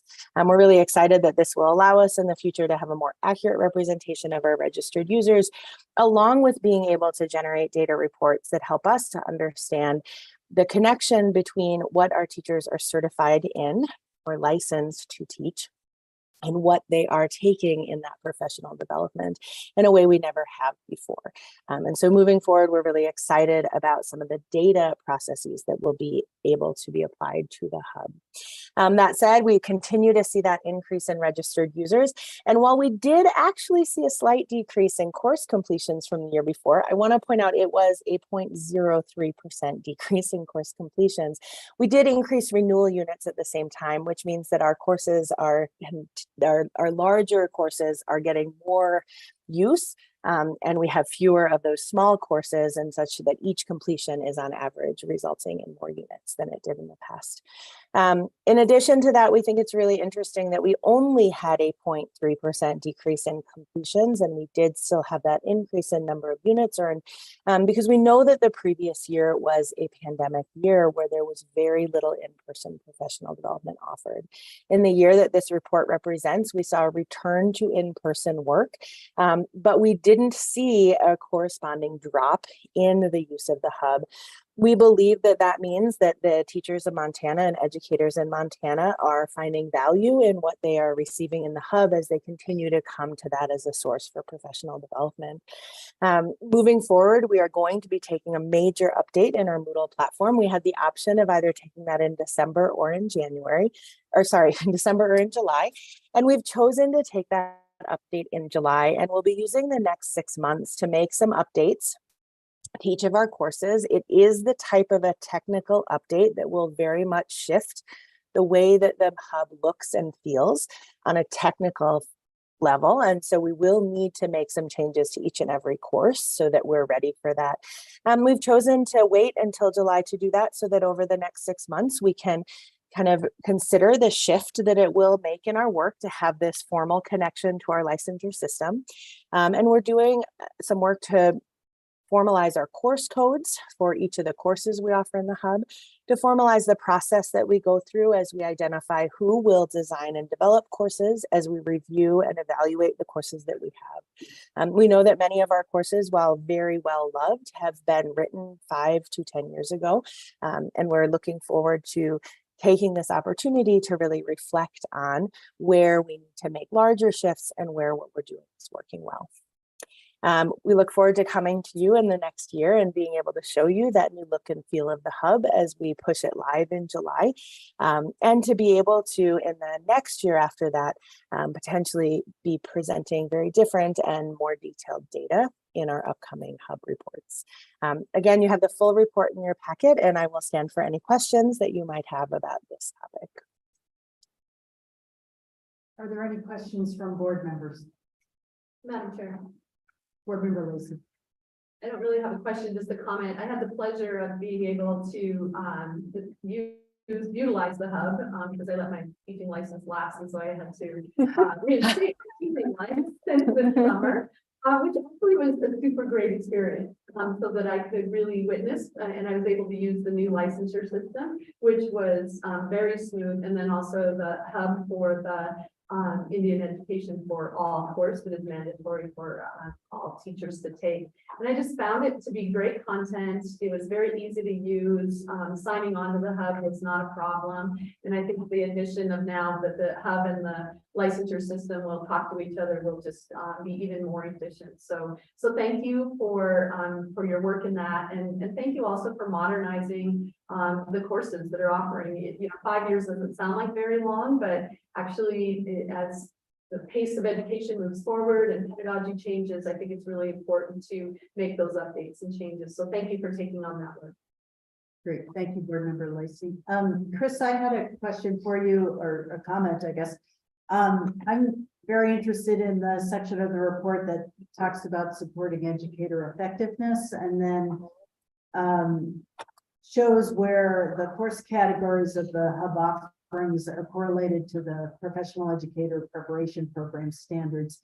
And I'm wondering, did you work with the Council of Deans or members of the various campuses on this? And have you had any reaction from them about this? Sure. It's page 112 of our board packet. Thank you. Thank you, Chair Quinlan. The best answer that I can give to that question is that because we have these major updates coming, and I kind of came into this position as we were wrapping up the year of that this report is, it ends June 30th. And so we chose to match last year's format identically. And so I can tell you that the information included there was not information that I worked with my team to generate. And so unfortunately today I would not be able to tell you offhand exactly what interaction was had with the universities when this material was developed. At this time, we're just maintaining that development. I will add, though, that that is one of the areas that we are intensely looking at as we move into this next realm of what we have in the hub.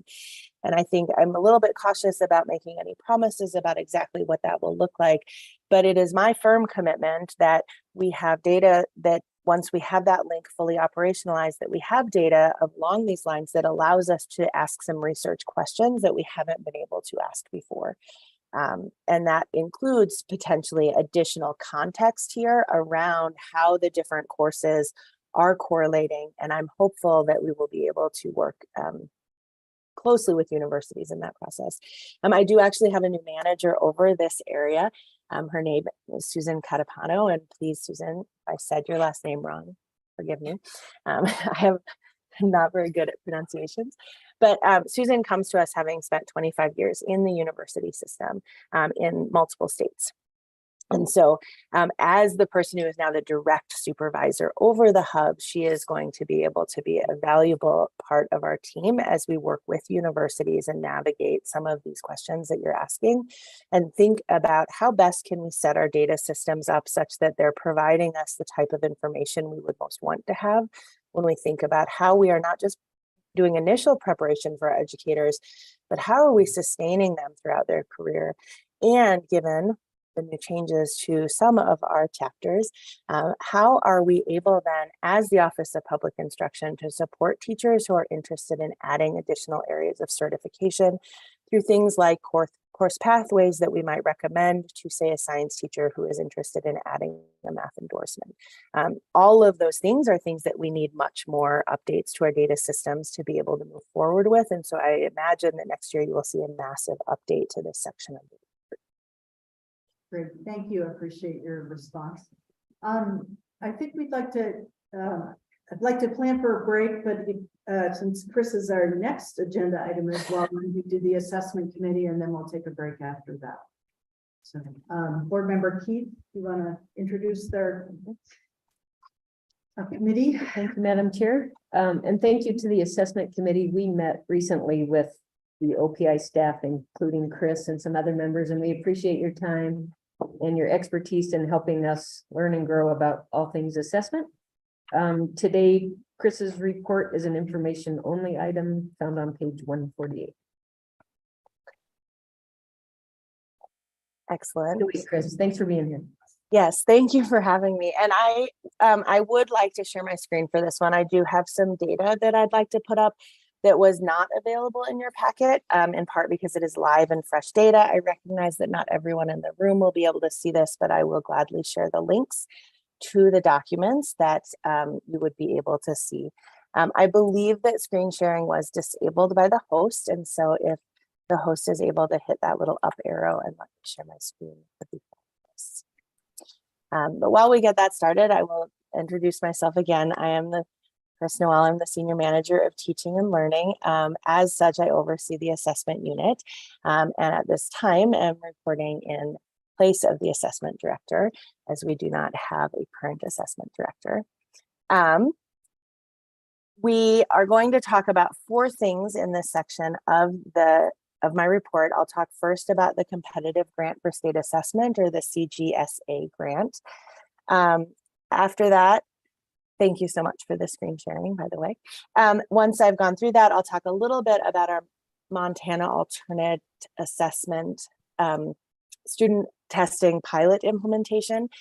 This is the actual name that we're using with the field of the pilot that we are implementing through that CGSA grant. I'll then talk a little bit about our science scores and then give a little bit of an overview of our testing windows for this year.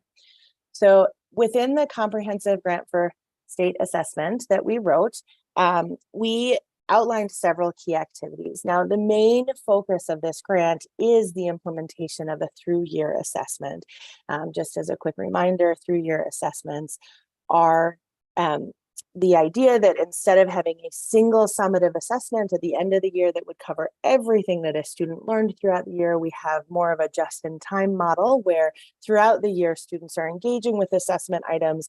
And at the end of the year, we're able to take a cumulative score across all of the assessments they've engaged with during the year to issue a single summative score. This is not a testing model that is in operation yet. There are several states also investigating this along with us. Louisiana is a true partner in our implementation, but there are other states doing implementations using different vendors or different entities this year. Within the larger grant, not just will we have the testlet design work, but we also have a lot of other commitments that we've made around things like stakeholder engagement, professional development for teachers, really thinking about what user-friendly reporting looks like, and then how we might be able to use this in that larger summative use within our state framework. The grant itself, and this is where I kind of, in the original, I put in just as a handout, the grant itself has a relatively complicated timeline. And so this, I will drop this into, let's see, I think I have access to put something into, nope, I don't.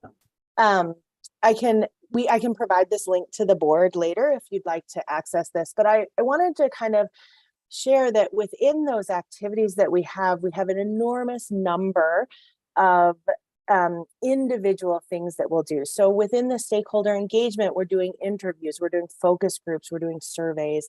We're really looking both at those focus groups within participants, but also larger within the stakeholders at large in our state.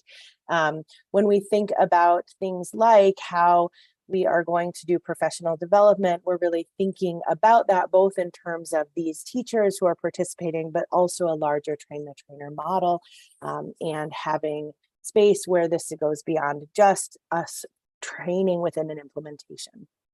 And so we really do look forward to seeing the full play out of this grant as we not just implement the testlets this year or just get through this first round, but we really look at that bigger picture of doing the research and being kind of on the cutting edge of how this type of a model could play out. We have many districts participating statewide. We are really excited about the diverse representation that we have, both at the school size level, the school geographic representation, but also really looking at diversity among the populations and regions within our state. Our timeline is that we are in the middle of a testing window right now. In fact, today, while I was listening to the superintendent give her remarks, I had the opportunity to add a bunch of students in so that they could test today, as we are actively assessing through Friday. I do have some updated numbers that I'd like to just kind of share to give everybody a sense of what this looks and feels like for us as we are getting through a window and attempting to make sure that we are ready to to do the statistical and validity work that we'll need to do at the end of this project. And so I'll just share every day we prepare an update for the superintendent so she can see where we are. Today, what we saw is that we have 3,036 students who at the end of the day yesterday had completed an ELA assessment or completed all ELA assessments. And we had 2,897 who had completed all of the math assessments. At this time, we believe we have met our progress to goal along having enough students assessed to have validity and reliability. And over the next few days, what we will be doing is just working to make sure that that distribution of students that we have assessing is solid. And what I mean by that is if we have the same type of students, every student that we had planned to have assessed who has not yet assessed falls into the same category. That would mean that we don't have a representative sample and we would therefore not feel confident in our data. And so we're working very, very hard this week to make sure that we don't just meet those baseline minimums that we were given of needing to have 250 kids take each test to generate scores and 1,600 kids take each test to have that end capacity to look at the summative assessment itself. We believe we will meet those numbers, but we really want to make sure that within those numbers, we have that accurate distribution. And so with those windows, we have that first window wrapping up now. Our next window will be in January. After that, we'll have windows in March and April. And on this slide, it says TBD for those windows. I do believe we did finalize those dates and have shared those with schools. And it just happened after we provided materials to the board. We do want to make sure that everybody understands that we're working hard to provide support to the participating districts. We did 2 trainings the weeks in October 17th and the week of October 20th before we launched any testlets in order to make sure that everybody was comfortable with the platform. We've provided recordings of those trainings so that if districts added new teachers or had individuals who couldn't attend, they have access to that. Moving forward, in addition to that, we're actually creating a collaborative space in the hub where all participants who are participating in this grant will be able to participate in things like live chats and teacher forums, and they'll also be able to access all the training materials. We believe that having that space is important in a pilot environment because it allows teachers to support each other, but also to surface for us what best practices are emerging so that we can then distribute better information out to the larger group. That's the end of what I have about MAST. I'm gonna just quickly show the science scores. I suspect there are questions about MAST, but I'd like to, if it's okay, to just share these science scores so that then we can let everybody ask questions about whatever. In September, we released and showed you during this meeting our math and ELA scores. As you may know, we recently launched the first operational assessment of our science test, and that happened last year. We had been scheduled to do that earlier, but we were delayed by the pandemic. We were not able to conduct our field test in 2020 because there was no assessment happening. And so we did the field test in 2021, and the operational test happened for the first time in 2022. We do have all of the data released and available in our system now if we want to, if schools or districts or the community wants to look. Districts have had access to their data for quite some time, but it is now live on the GEMS interface for everyone. And for those of you who can see the screen, I'm sharing my screen on the GEMS interface where we can see that 97% of our eligible students in science were assessed last year. One thing that I'll note that's interesting about this assessment year is that within GEMS, we have the ability to see distribution of scores. And it was fascinating to me to look because when we do an operational test, that's the year that we set our standards. And so it's the one year where we have a really perfect and beautiful bell curve. And so this year we kind of set that standard. This is what a bell curve looks like for our science assessment. And as we move forward into future years, we'll have the opportunity then to really look at growth and change and to see if there are specific areas within the assessment that teachers are able to adjust their instruction, and we can see that shift. But this year, this data that we've just released will become our baseline for all future trend lines in science. There is no way to make a strong connection between our former science test and this one, as we had a major change in standards reflected between the two tests. So that is the last of my, and I will just, my last slide just mentions that we do have our standard testing windows this year. I will note that even pilot participants are expected to have all students assess on those testing windows. We are obligated by the federal government to continue to administer all of our assessments, even while we are piloting. So those assessment windows will proceed as normal for all students in the state. And I will stand for any questions about any of those topics. Thank you, Chris. We appreciate the information. I have a comment and a question. Okay. First comment is I love the idea of having the hub space for teachers who are doing the math to come together and help each other. We're doing that in Mentor, Montana, and it's a fantastic place to learn and grow together. So thanks for that. My second question is, since you're on the front lines and teachers have done this testlet, the first one, what do you hear? Like, what's the reaction from teachers so far? I think that a lot of the reactions that do you hear that phone ringing? It's Superior calling. I'm not going to pick it up live, I promise. We are getting a lot of calls, and I will say that most of those are about technical issues. And so I look forward to the time when we can hear more substantive feedback about the testlets themselves. The majority of the feedback has really come around how this system is different from what people are used to, which I'll just say they're small differences. Sometimes it's just difference in language. We call them system test coordinators, and they're district test coordinators in the system, right? They're these small things that can really throw somebody for a loop when they want to go in and do something and they want it to feel easy, and it doesn't feel easy. And so I will say that is the majority of what we've heard this week, is just people adapting to a new system. I really look forward to being able to talk with teachers as we come out of the window and can hear how it went. Thank you. Other board member questions? Board member Lacey. Thank you. Thank you, Chris, so much. So just to clarify, I think it was one of the very last points you made, that schools that are participating in the pilot program will also take the regular assessment. Is that correct? Yes. So our assessments are all administered. Oh, I'm so sorry. Board member Lacey, Chair Quinlan. Hard to remember Robert's rules when I can't see you. Our assessments are governed under federal law, and the federal law specifies that we need to have 95% of all of our eligible students assessing for science, once in elementary, once in middle, once in high, and in math and ELA every year 3 through 8, and then in high school.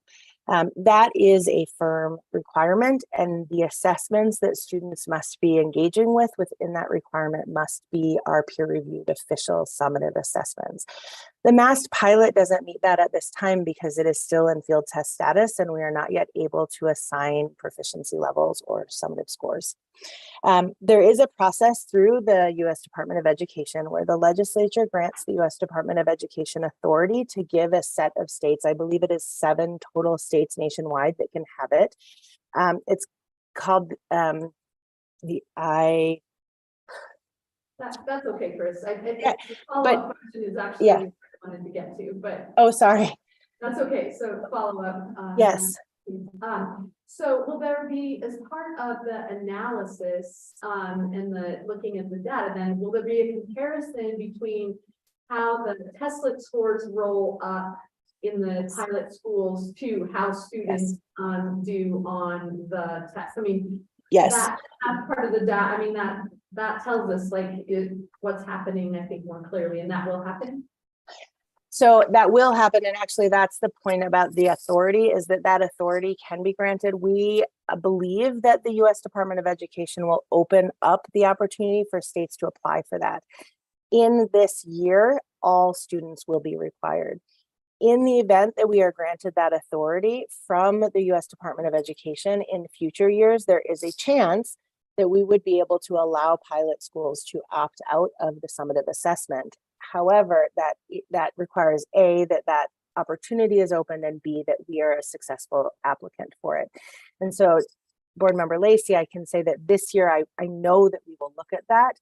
In each year of the grant, though, in the event that we receive that authority, there is some chance that all schools might be able to opt out, at which point we would need to do our comparative analysis a different way. I do want to emphasize that we will be required to do that comparative analysis. And so it is just a question of whether it will be a direct student to student comparison or a different one in future years. Follow up. Yes. Does the team working on this, do they have a hypothesis on what that comparative analysis is going to look like? Well, I mean, are they saying that the scores would be similar, the way that the testlets roll up and then the summative assessment, that they will be similar scores, or is there a hypothesis that they'll actually do better on the testlet scores because there's less fatigue, they're tied directly to the standards? I guess, is there a hypothesis out there that we're looking at? Board Member Lacey, I'm not positive. I have not asked the team what their hypothesis is. And I think that the hypothesis is that it could, I think either hypothesis might exist, and it may exist at the personal level. I think we have factors to consider. You mentioned one of them. If we're testing closer to the time of instruction, we might even see higher scores, right? Another piece of that, though, is that if we didn't have all year to cover all the rest of the content, there's a lot of variables. And so I'm really grateful that we have strong partners who will be doing that psychometric analysis for us. Great, thank you. Any other board member questions? Thank you, Chris. We appreciate your time and expertise and jumping into this role. Thank you so much. I appreciated my time with you today. Thank you, Chris, also. And now we'll take a 15-minute break, so we'll reconvene at 10:45. Thank you.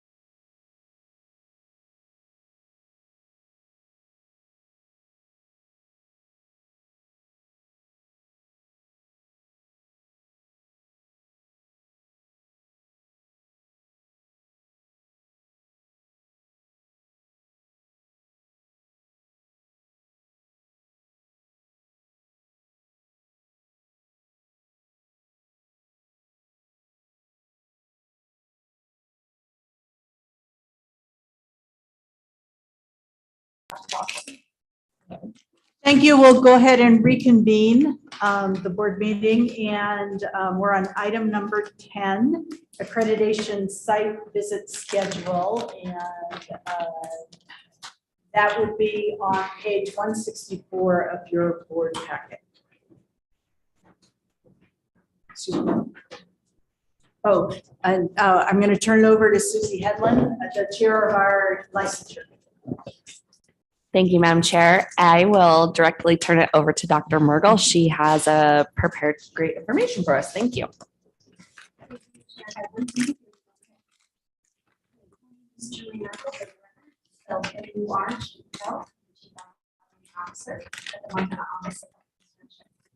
Today, in your packet, what is here to share with you is on page 165, just to give you a quick update on the schedule and where we are at in accrediting our 10 educator preparation programs. And so just so that you can kind of have that schedule and know where we're at in the process, and so that you're current with that information. So if you look at the schedule, you'll see at the top is the name of the university under the EPP, University of Western, University of Montana at Western. They just recently went under a joint virtual visit between the state of Montana and Cape. And that occurred at the end of October, on October 23rd and 25th. And so that was a joint visit. And as you know, that process takes some time for Cape to come back and complete the entire process. And so the information for that review will be in front of Kate in April.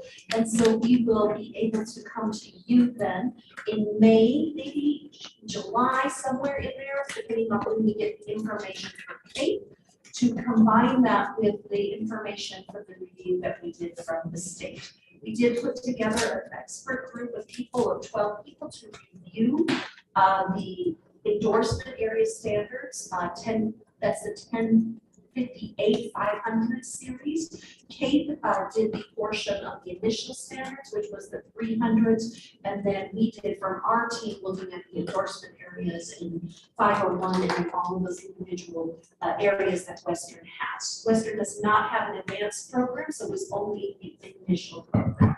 So stay tuned, we're on track and moving forward with the University of Montana Western.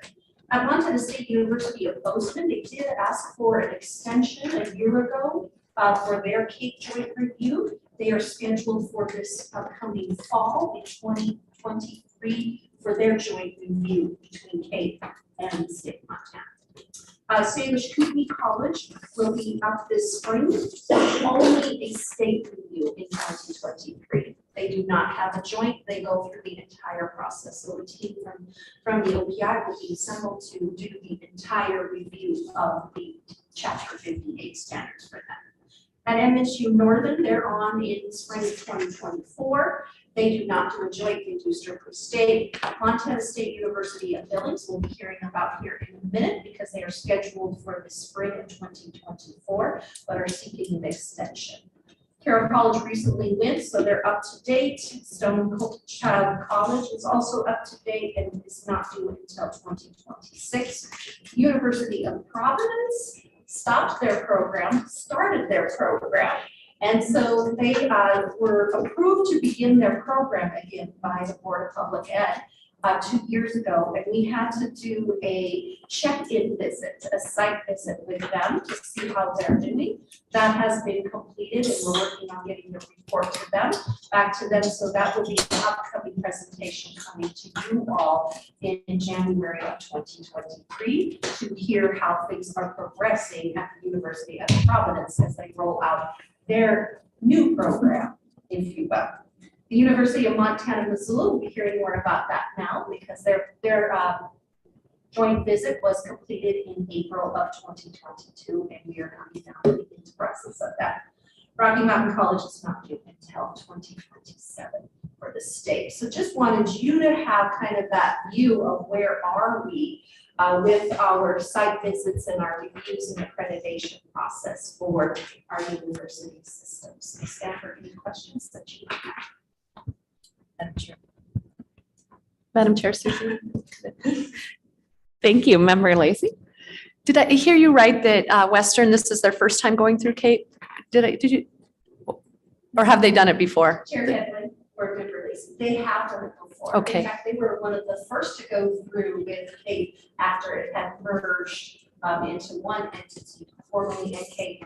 When they merged, they were actually one of the first to go back 7 years ago. So this is not their first time going through CAPE. Great, thank you. And follow-up comment, I just want to say how lucky we are in Montana when you look at this list of EPP programs spread really across the state for the variety of opportunities that Montanans or out-of-state students too can go to for their EPP programs. And I think we should be very proud that we have this kind of coverage across the state. And I know that our standards also maintain the quality for that. So good job, Montana. Thank you, Member Lacy. Member Quinlan. Thank you. Thank you, Dr. Mergel. And my question has to do with, given that we are in the process of updating the EPP standards, Chapter 58, where does the adoption and where do they fit into the future list in terms of the accreditation of these campus programs? Chair Hedlund, Board Member Quinlan, great question. When the new rules come into play, right, in July of 2023, when we go to accredit, we're actually crediting in the rear, right? So when we think about, for example, who's up in the fall of 2023 would be MSU Bozeman. They are already working, you guys, because of CAPE. They have to do a self-study report that is due 9 months in advance of their site visit. So they are already in the process of documenting their evidence of the standards that are currently on the books. So for us to go in the fall of October with MSU Bozeman, we would be assessing, did they meet the standards that are currently in place? And so you need at least a year for them to begin to implement any changes that might need to be addressed within the standards. So it does need to be considered almost grandfather. It can't instantly be use of the new standards and now we're going to assess them, just because of the timing of when they support and document all of the evidence and the programming, because the candidates may be going through a program, for example, where the standards were the current ones in place, and then a new group of students come in the freshman year, say, for example, and will be on the new standards. So sometimes it takes time for that full program to evolve out for us to be able to measure those standards. So we're going to have to really be thoughtful on really being clear when we're doing the accreditation process, which standards we are looking for. Great. Thank you. Thank you. Any further questions or comments? All right. I will now turn it back to Dr. Merkel for our action on MSU Billings. Thank you, Madam Chair. I would like to call forward, if I can please, the guest that we have from MSU Billings, Dr. Thomas Murphy, is here to join the presentation.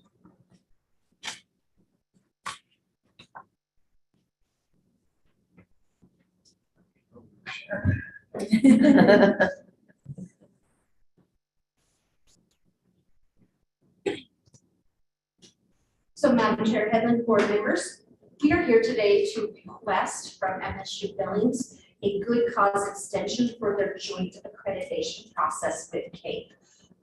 So Dr. Manthi will be sharing with you the reasons as to why they are requesting an extension from CAPE.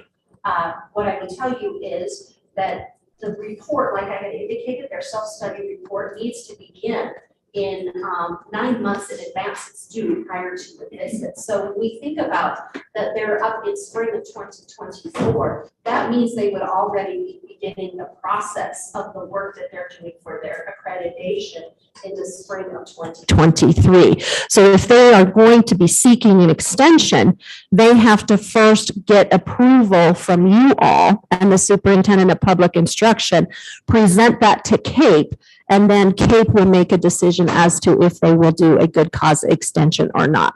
So what you'll see in your packet is a application from MSU Billings as well as a letter, and I'll let Dr. Manthe share with you as to why they are seeking this extension to move their joint review from spring of 2024 to spring of 2025. And this is an action item. So Dr. Manthe.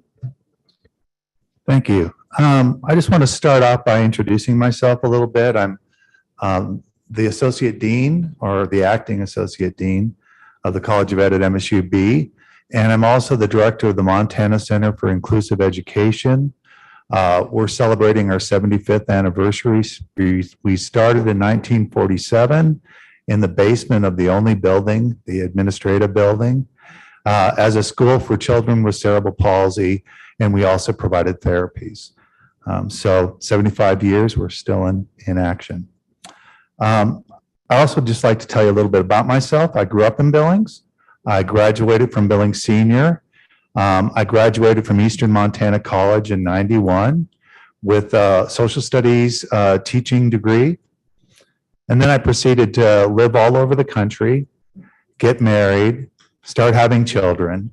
And then I don't know if I managed to convince my wife. I think I complained about living other places, and she agreed to move back to my hometown. So she's the chair of the rehab counseling department at MSUB, and both of our sons are students there. So the reason I tell you that is this is a professional interest to me, but it's also personal. Now I just want to explain where we're at with our CAPE process. So we've had a lot of turnover. The same issues that are happening in K-12 schools in Montana are also happening at the universities. We're having a high turnover rate. Also, we are having trouble filling positions. And so let's see here, in 2021, Dr. Nava, who had been our dean for just 2 years, resigned. So that was in June '91. Before Dr. Nava, we had had the same dean for, I think, almost 20 years, Mary Susan Fishbaugh. So we had a lot of stability, and we always did very well with our CAPE accreditations. Before Dr. Nava left, he started a new assessment process for CAPE, and just started establishing in that. And then just a couple months after that, he resigned and took a job in Minnesota. So that really did cause some upheaval for us. A lot of the systems really weren't fully in place yet either. Since then, so last year, we looked for a new dean. We had an acting group of deans, the liberal arts department's dean or college dean, and also oh gosh, I'm having trouble. Let's call it the science college. I'm having trouble thinking of the whole name for it. But they were the deans for the college last year, but neither one were educators. And then this year, I'm working with the dean with the science college, and we're doing it together. But we did start to realize that we weren't ready for our self-study cycle. So we need to do 3 cycles of our self-study, and it was going to be a push. So we decided it would be wise to request an extension. So if you have any questions, I'd be happy to answer them.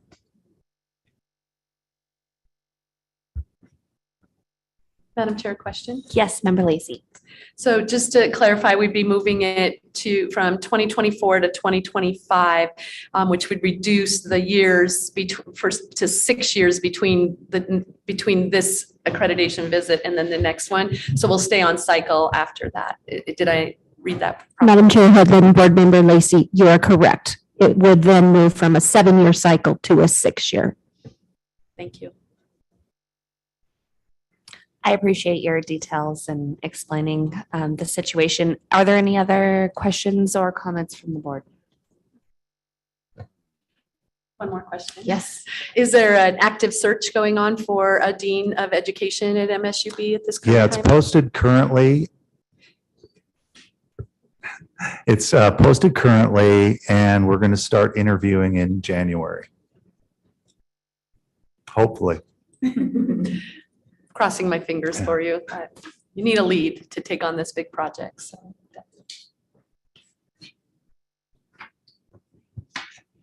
I'm going to turn it back to Board Member Headland, Vice Chair Headland, to make a motion regarding this project. Thank you. I move to approve Montana State University Billings Good Cause Extension request and move the scheduled visit from spring 2024 to spring 2025. Second. It's been moved by Vice Chair Headland, Committee Chair Headland, and seconded by Board Member Lacey to approve the extension that's been requested. Any further discussion by the board? Oh, excuse me. Is there any public comment? Seeing none, any questions from the board?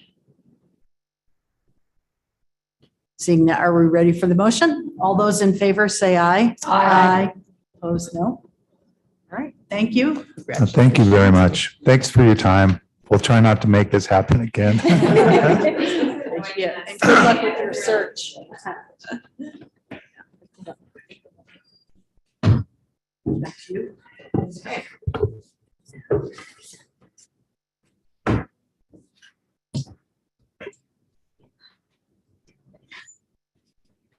Okay, I will turn it back over to Dr. Mergel to tell us about the review of the virtual and joint site visit and state exit report of the University of Montana. Thank you, Chair Headland. I appreciate that. Joining me today is Dr. Daniel Lee from the University of Montana. And I believe that we also have some of our colleagues from the University of Montana online joining us. So our Dean, Dr. Adria Lawrence, as well as our accreditation director, Dr. Christy Steinberg.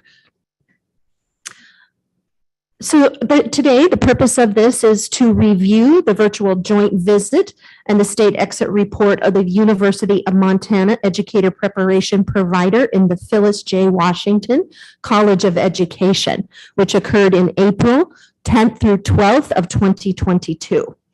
And so we have presented here for you in your packet a review of that. And so what's really important to understand is that CAPE did a virtual review of the initial standards from 1058-311 through 315 as aligned with their initial standards of R1, R2, all the way to R5. They also were responsible for assessing and accrediting the advanced standards, which are in the 600s as well. You will notice on your report, when you look in your packet, you'll see here we've listed the standards from chapter 1058, outline them, and then have marked what the status was. What I have to tell you is really great news. The University of Montana Western met full accreditation from CAPE for 7 years. They did so. That is the first celebration, which is, I think, a really important piece. It is a lot of work and a high bar. There's a lot of evidence and data that they must submit to validate that they are demonstrating each of these individual standards. So I will share that with you. We received a report from them that was still in draft form. They had completed in October, I think it was October 23rd on a Saturday.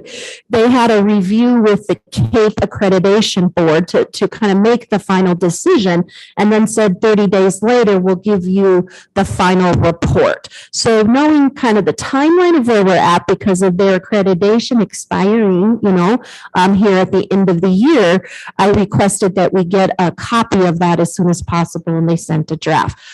Unfortunately, the draft that they sent had some errors, so I have to kind of note a couple of corrections on here. But the good news is we marked this report completely as draft as a result of that, so that we can make those corrections when we come to you all in January, when we do make final action on your decision there. But I did just kind of want to point out, so what you'll see here is then, you'll see in the report up front, the CAPE portions followed by the portion that we did, a group of people of experts for the endorsement areas that we put together to review that. So there's a list in there that you'll see in the CAPE area about areas for improvement that I'll let Dr. Lee kind of address some of those pieces.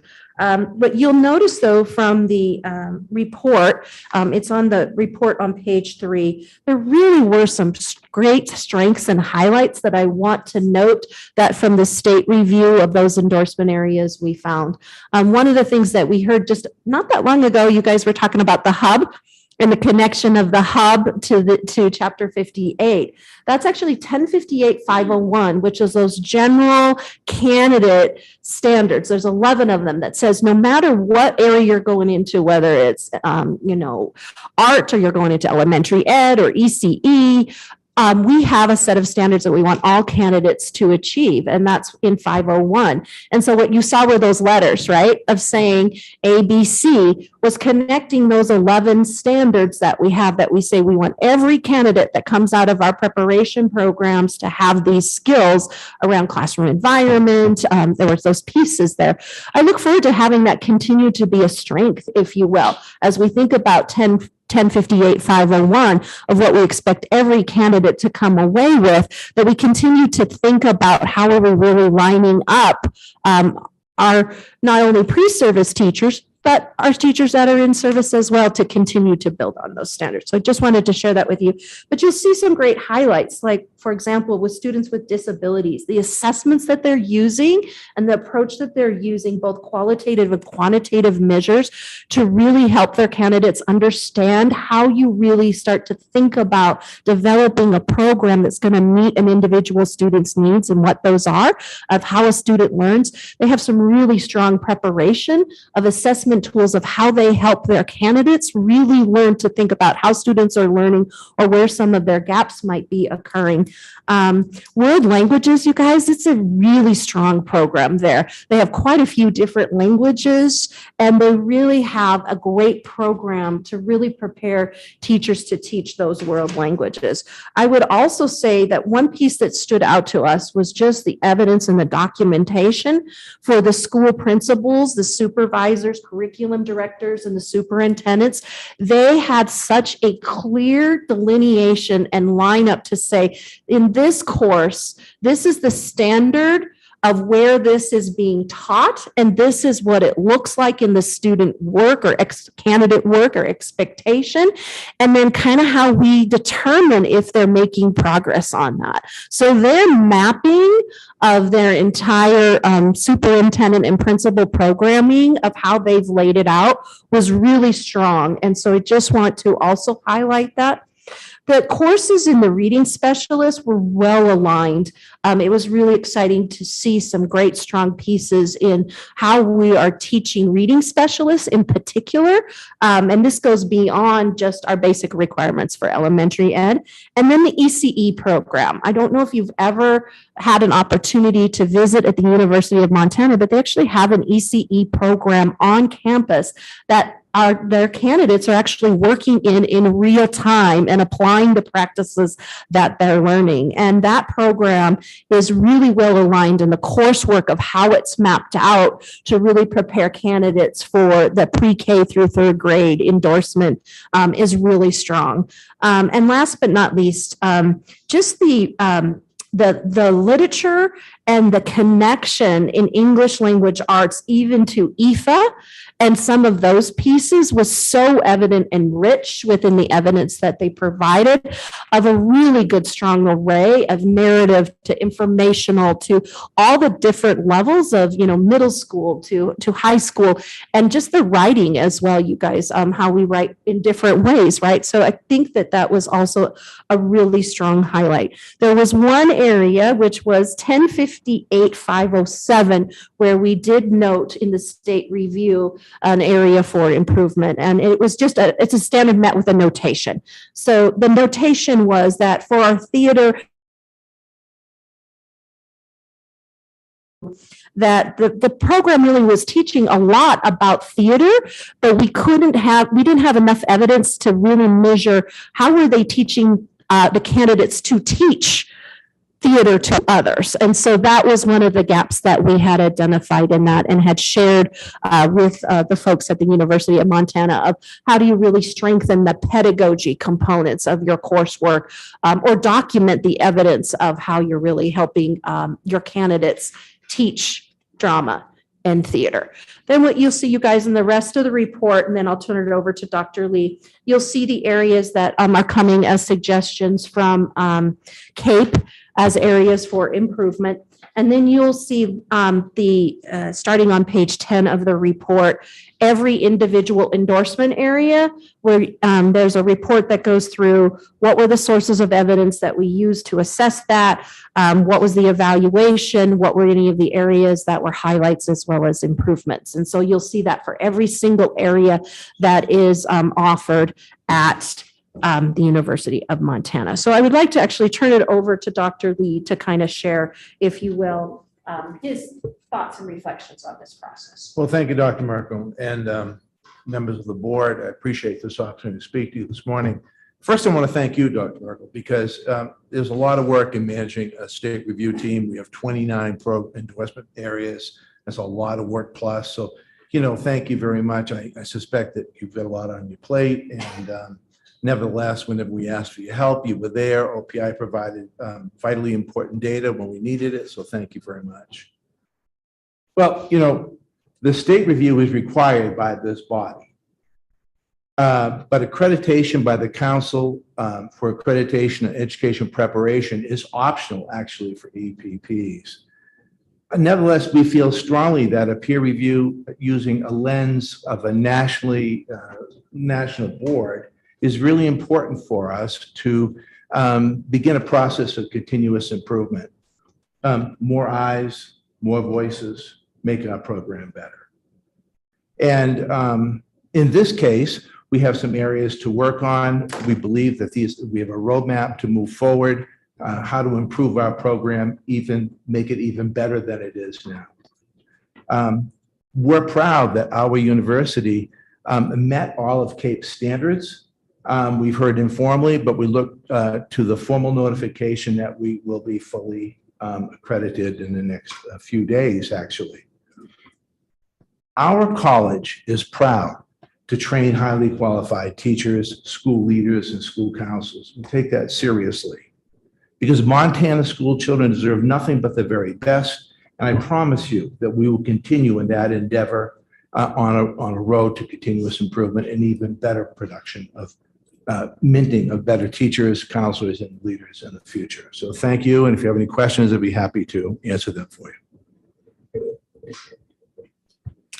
Thank you. I appreciate your sincerity. Dr. Merkel, do you have anything to follow up with? Okay, thank you. Members of the board, are there any questions or comments? Member Lacy. Thank you. As a proud graduate at the University of Montana program. And we're proud of you. This is great news and so exciting, and certainly my buttons are popping with pride from my alma mater. Looking at the areas of improvement, and I think they started on 178 of our packet, page, I don't know, of the report, like page 6 of the report. Are there any that you are concerned about that you won't be able to address what was suggested by CAPE in any of those areas? No, we've already started. In fact, there's a lot of activity in our college right now to try to address these issues. So we know they're all addressable. Let me give you a couple of examples. In our advanced program, the Department of Ed leadership has created an advisory board. And we're doing it's not quite the same way with our initial licensure, but we have a field experience committee that's working to learn more about what the field wants. So we need to listen to teachers. We need to listen to principals. What do they need? And then how do we create learning opportunities in our classrooms, and then as our students move into the field and do field experience work. That's a valid concern, and, and we should be doing a better job at that, and we certainly will. You used to have an I served on that advisory board when I was a Right, teacher and a principal. They've restarted it. Okay, They're great. looking at their program. They're looking at their program in light of NELP standards. So there's a lot of work right now in revising that program to make it more relatable to the field. So our field experience committee at our college is looking at how many hours we expect our candidates to be in the field. What do we want them to do? How do we assess their experience in the field? And then how do we take that information to improve our program over again? So it's just not about checking boxes. It's about a mindset that you can be better than you are if you listen to people in the field, if you make adjustments and you work at that. Thank you. And go, Grace. I was wondering when that was going to come out. Dr. Lee, I just want to say another example is under R4, which is on page 7. One of the pieces that you have already did work on and really had supported other universities, I just want to say, is on employer and completer satisfaction surveys. So previously, the Montana Council of Deans did a joint effort on employer and completers surveys. So they sent out to employers to say for every graduate that came from the EPPs in the state of Montana, how satisfied are you with it, and then completers, how satisfied are you with your preparation?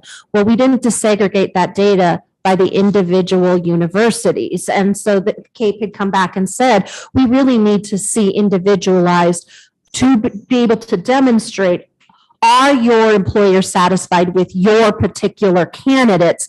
And we would really like to see more of an annual collection of this data. And so I just want to note that at the University of Montana, they've done a lot of work. Dr. Steinberg has done a lot of work to help, and we've supported them at the office to be sure that we could supply who were your graduates. We can tell you if they are employed in the state of Montana and where they are located, so that you have a correct email address to send your survey to the principal of that school of where that individual is located. So we did that this summer in advance of the University of Montana Western's CAPE review and made that course correction.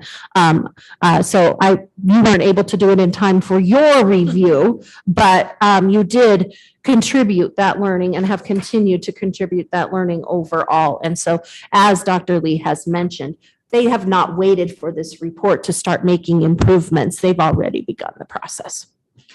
Thank you. Thank you very much. Member Keith? Thank you. Dr. Lee, thank you so much for taking seriously your charge to have great educators in our state. Since we have you live, this has nothing to do with your report, but nationwide, we're hearing fewer people are entering teaching professions and many are quitting. And I'm just curious from where you stand. Are you seeing that at U of M? Do you track your graduates? Well, our enrollments are down, they're down a little bit. It is true that about half the teachers leave the profession within the first 5 years. That's very disturbing. I had a student one of our students mentioned a couple of days ago that they were considering moving out of state because they wanted to teach in state, but they couldn't afford to teach in state. And this is a major concern for us. When we try to recruit students who have a fair amount of student debt, that's just the way it is these days. And then for them to take teaching positions, which pay maybe in the high 20s, low to mid 30s, it's hard to pay for your home. It's hard to pay your bills, your student loans, and live. So, I think that's a big concern for us, frankly. And it's always been an issue in our profession. I mean, when I started out, I was making $4,500 a year. So I painted houses and worked on a farm, and I did all of that. But nevertheless, it is tough for them to make a living. So they're looking at states with higher rates. I'm going to Wyoming, Idaho, Washington, Nevada, Alaska. I mean, that's what we hear from our students. And it's hard because we want our students to stay in state. We've made a commitment to them. We want Montanans to stay in Montana. How we can do that, we're working on the residency project with OPI. But can that really make a major difference? Because we know from people in the field, superintendents are always telling us, can you get these people dual certified? Can I get somebody who can teach elementary education, special education? Well, yeah, we could do that, but then that's more courses for them. That's a greater cost for them, and the return is not really there for them. It helps the school, but so it's a long answer, but an answer that I just want you to know that's a concern for us. I appreciate it. Thank you. Yeah. That was great question and information. Thank you. Was there a follow-up? Member Rasmussen. She knew I was going to say something. I also am a graduate of the Ed Leadership Program at UM. I will not say go Grizz. I refuse to get involved in this fight. I'm from Eastern Montana, actually, Bainville, and I've worked with several of your departments off and on over the years to try to get teachers, candidates to apply in Eastern Montana. Some of the things that you addressed, pay, et cetera, et cetera. The school I recently came from starts at teachers at $40,000 a year. If you have 2 endorsements and we use those endorsements, we pay you extra money. All those kinds of things. So I really encourage your candidates to look and in the outside of where they normally would look and really look closely at what some schools have done to combat what you're talking about. We don't have a teacher matrix anymore. It's based more upon things like you are talking about, rewarding teachers for their work. We do want dual credit candidates, but if they can't do that within their initial certification, we provide avenues to help them get that as we need that. I am not alone as a superintendent, former superintendent, who have done that. I stole those ideas from other superintendents in Eastern Montana and Western North Dakota. So I really encourage your kids, for you to encourage your students. I know that's outside of their norm. I understand that, but I really encourage you to try to get them to look outside of the norm. It's also fun teaching in some of these areas because we know we're hard. And so we do a lot from housing and incentives and loan forgiveness and paying for you to get your highly qualified status, your teacher, all those kinds of things. There's schools that really take teaching as a career seriously.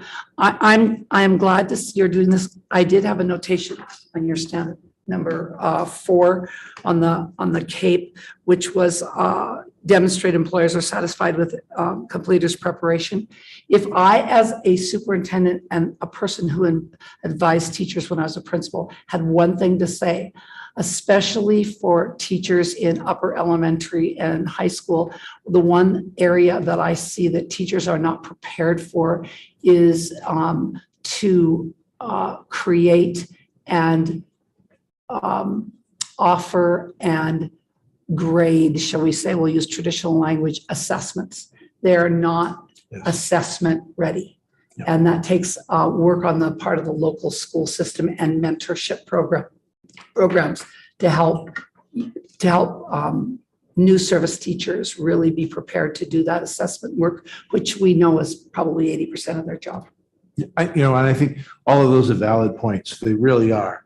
And I think there are schools, and I know there are schools in the state right now who are doing unbelievable things to recruit teachers that was unheard of when I graduated from teacher college. I mean, just last week, Great Falls was in Missoula, doing a recruiting session. I mean, I think though, when I think about Eastern Montana, we need to do a better job at making our students familiar with that part of our state. And we, maybe we need to double down and figure out how do we bring superintendents and principals from that part of the state in a recruiting fair or something like that at our college. But your points are well taken. Madam Chair, follow-up question. Thank you, Member Rasmussen. Member Lacy? Yeah, and I think there was something like that in Glendive where I think it was U of M students, might have been MSU students. It was MSU. MSU that went to Glendive and took a little tour and spent some time there. I think that is absolutely the key. So later today, we're going to be looking at the Chapter 55, the accreditation standards for our public schools across Montana. And a big push for that is transformational learning, personalized learning, individualized learning. All of those have a little bit different definitions, but you get what I mean as far as the package. Is there either through the Council of Deans globally or the University of Montana specifically, what actions are you taking to adjust and monitor so that the candidates that graduate are ready for what's required for transformational learning? Well, that's a big question. I would respond to that when we train teachers solidly, when they are well-versed in assessment, instruction, classroom management, and so on and so forth, child development, they are ready to do that sort of thing. They are ready to address transformational learning. We have to remember, though, that when teachers leave teachers college, or we're giving them the basics to be an instructor, right? There's a lot to learn when you're a teacher. It is not an easy job, and we all know that. If we've been teachers, we know how hard that is. So the answer to your question, I think, is are our graduates strongly trained well? When we have a 98% pass rate on the praxis, so they're leaving our university with those skills. They get into the field, and then when we talk about transformational learning, that's another level of instruction, I think, for our students. So it's not part of the answer you want, but it's an honest answer. Thank you. And I can support some of that, but I think that we're going to have some common language and some vocabulary, that it would be nice that our newest teachers at least have an understanding of the terminology. Absolutely. So that they're ready to roll. And that is why it's so vitally important for us to connect with the field and listen to the field. We could do, and CAPE, the great part about CAPE is they point that out to you, right? You think you're doing fine, you're sailing, you're getting people graduated, they're getting in the field, but then you go through accreditation and realize, oh my God, we're not listening to people in the field. And we need to change what we do in our building based on the needs of our consumers, our schools. So we've doubled down in that area, and we will continue to double down. Perfect. And I'll know you'll be listening when we start hearing about transformational learning and what we need to do to support our students. So thank you. I think that's the best we can do at this point. For sure. Thank you. That's all. I'm done. Really quiet. Any further questions or comments? Thank you, Dr. Merkel. Thank you. Thank you. Thank you. I just wanted to add that it's very clear you have a very strong collaboration between the Office of Public Instruction and the University of Montana's preparation program. We really appreciate that. Thank you. Thank you for making your space. Thank you. Sure. It looks like we are somehow got ahead of schedule now. So if everybody's okay with this, we'd like to go ahead and do item 14, which is a timeline for the adoption of Chapter 58, and then the actual final, hopefully, wrap up of Chapter 58 will happen after this afternoon. Thank you, Madam Chair. I will continue with item number 14 then at this time, which is on page 213 of your packet, and is action on the revised timeline for revision to ARM Title 10, Chapter 58, Professional Educator Preparation Program Standards. I will go ahead and let Executive Director Flynn lead us through this. Thank you, Madam Chair. So this is really kind of more of a technical change.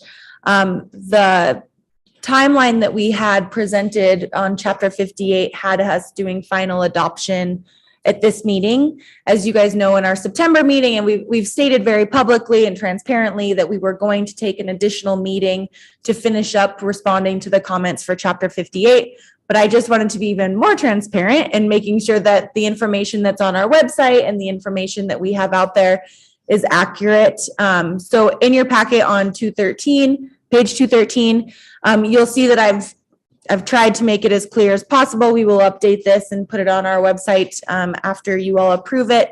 But basically, we just moved everything down one that showed that we would continue the adoption notice or we would continue the consideration and response to comments at this meeting. At your January meeting is when you all will see the adoption notice and have an opportunity to approve it at that time. Then in January is when we will get it to the Secretary of State for publication in the MAR. You'll also notice it where it says effective date of rules, somehow, somewhere, we had January 2023 as the effective date. As you all can imagine, and I'm sure our EPPs will appreciate this, we will not be asking EPPs to change their standards in the middle of a school year. So the accurate effective date, one that we've all been talking about actually publicly, is July 2023. So I just wanted to make sure that was super clear here in the timeline. So again, this is what we'll continue with moving forward. So back to you, Madam Chair. And I'm happy to answer questions if anyone has them. Thank you for the overview and the transparency. I will ask if there's any questions or comments from the board. Okay. Are you prepared to make a motion? Yes. Okay, back to you. I move to approve the revised timeline and revisions to ARM Title 10, Chapter 58, Professional Educator Preparation Program Standards. Is there a second? Second. Okay, it's been moved by Board Member Headland and seconded by Board Member Lacy to adopt the revised timeline for Chapter 58, the Professional Educator Preparation Programs. Is there any public comment? Okay, seeing none, any board comment? Ready for a Thank you for Board correcting, member. so we're not doing this in the middle of the year. I appreciate that. If we're ready for the motion, all in favor, say aye. Aye. Opposed? The ayes have it. Thank you. I think we've come to a spot in the agenda to take a break here, so we get a little more time than we planned. We will be back at 1 o'clock for the Macy liaison. Depending on when the ESPN truck arrives. We will be back at 1 o'clock for our item 13, the Macy report. So thank you. Thank you. Enjoy your lunch break.